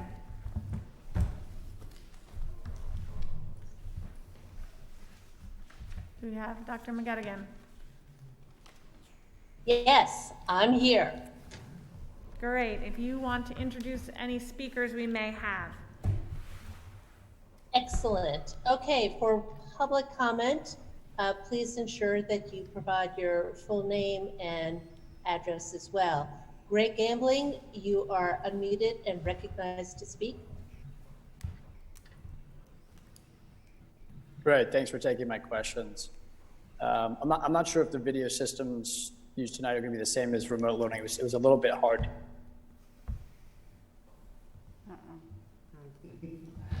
We lost you. You're frozen. I feel like that might be his system. And I need his address. Dr. McGettigan, I think Mr. Gramblin is frozen. Do we want to let the next speaker go and then give Mr. Gramblin another chance?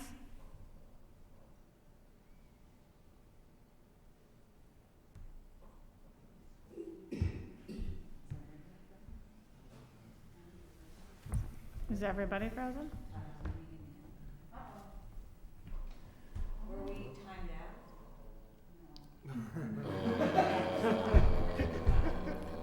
Something on the Zoom thing said till. No, you time out. Hopefully not at this level of service, huh? So in case you can hear me, my first question is to clarify that the results of the first parent survey indicated that 92% of responses supported 5-day per week in-person return, and 0% supported the hybrid model, 0% supported the remote learning model, and 8% needed more information. I guess it would just be helpful to understand why this information wasn't provided to the Board of Ed and the community prior to the reopening plan announcement. And if it was provided to the board, then why wasn't it discussed when I think questions were asked during the last meeting?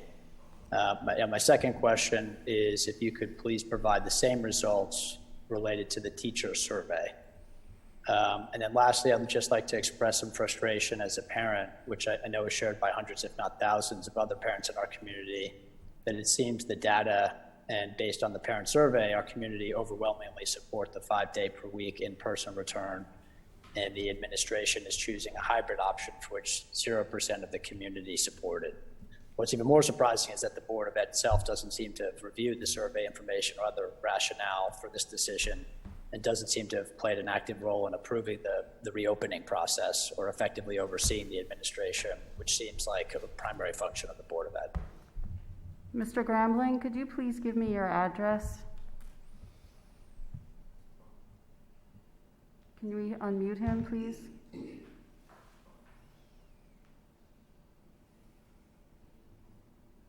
Or not? Dr. McGettigan, do we have our next speaker?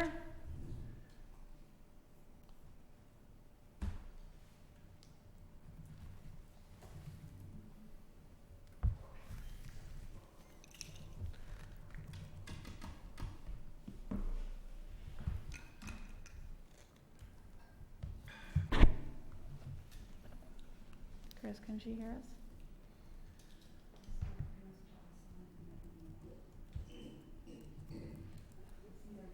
Yeah,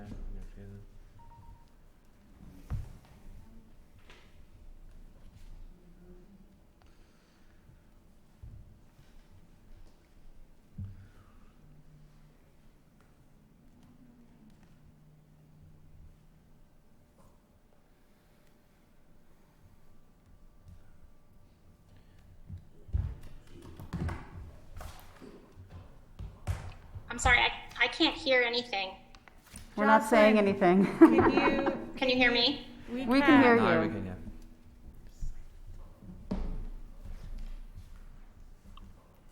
Jocelyn, you're open for comment. Jocelyn, I can hear you. Jocelyn, you're open for comment. We can hear Okay, you. I'm not sure if the board can hear me because I can't hear the board, but I can hear you. will start speaking anyway, I guess. Can I get a thumbs up? Sorry. got Okay. several. All right. Jocelyn Delancey, 110 Commons Park North, Stamford, Connecticut.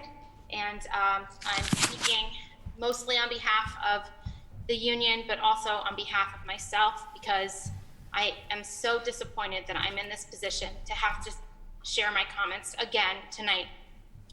I heard at least one central office representative say that we are learning as we go. Learning as we go at what consequence? At a consequence of a student being embarrassed on a Zoom, on a consequence of a connection being lost because we don't understand how we're teaching remote children, hybrid students, and in-person students at the same time. A consequence of losing somebody's life. What consequence are we accepting as a real consequence? Your teachers have stressed their concern, and the answers that I heard to me do not reflect some things that I feel are important for you to know. We did have a voice at the reopening task force committee, but I have seen very few, if any, of the teacher recommendations in this reopening plan. The windows at the middle school have been broken for a long time. We had this conversation back in October 12th, 2019, to be precise, when we mediated our contract. Those windows are still broken.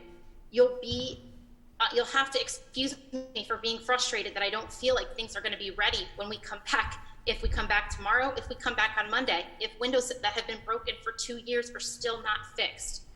I don't know how to explain to you how disappointed I am that every time I feel like we represent the teachers' concerns, they're dismissed and we're understood but not heard. And I'm just so terribly disappointed. And I don't know what other avenue to go through because I've tried others and I've been told that those aren't correct. And so I just need you to understand that I don't feel valued. I don't think there are teachers who feel respected in our concerns. And I just feel like you need to hear that from me. and I've taught in this district a long time. 16 years I've committed to this district. I care about it. I want to see my kids next Thursday. You betcha I want to see them in my classroom. But I don't want them to have a consequence that I can't foresee because we didn't plan properly and that we didn't prepare in a way that is appropriate. There are a lot of things we haven't planned yet. We started writing curriculum on August 14th when we asked back in June.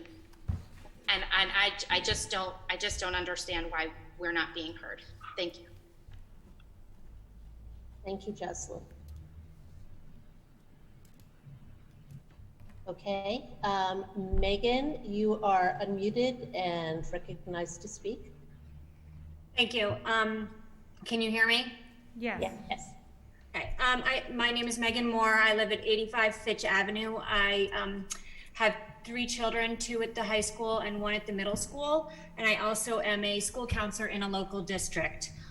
One of the board members I heard tonight ask a question regarding the Zoom call that was given to the fall sports, wondering if that was something that we could do to all the students. And I didn't hear the answer. I think that the connection wasn't great. So I'm just, sharing my support that I think that would be very helpful. I believe that the kids coming into the building are going to be anxious. They're not going to really know what's going on, and we're relying on parents to let them know everything at this point. And if an AP or a principal of the high school and the middle school could get on a Zoom call and explain that to the children, that would be another authority. It would be consistent across the board. They're all hearing the same message. And I think for, obviously the social emotional needs of the kids who are anxious, it will help alleviate and get them thinking and getting their heads around it. And in addition, that first day of school when they're back next Thursday or Friday, the teachers will be able to spend less time policing and more time building that rapport and, being with their kids in the classroom. So obviously it's not going to eliminate because they won't all be on the call, but I think it would be very helpful if you guys could arrange for that. So I'm, hoping that can happen.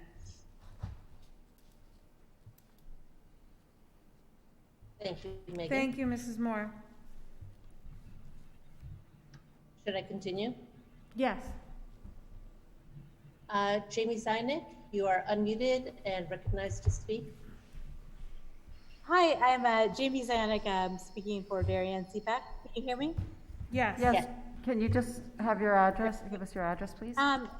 I'd like to ask that. Jamie, can you just give us your address, please? Looking at placements for children with IEPs in the district, that we don't just look at where they're designated as far as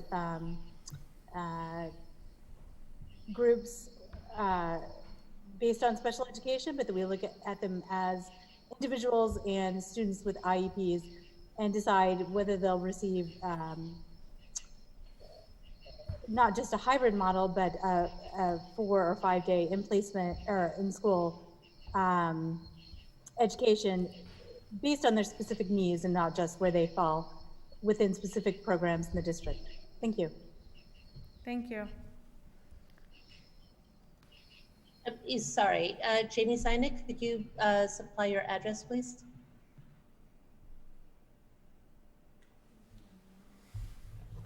That's right. We can get, Dr. McGettigan, we can get that. Mrs. Zyonic has spoken to us before. Is there someone else who needs to speak? Is the last hand that was raised. That is a completion of those who want to make a public comment. So thank you, everyone, and thank you for hanging in there tonight amidst technical difficulties. Mr. C, I need a motion to adjourn. May I have a motion to adjourn? Mr. Burke so moves, Mrs. Stein seconds, all in favor, and that is unanimous.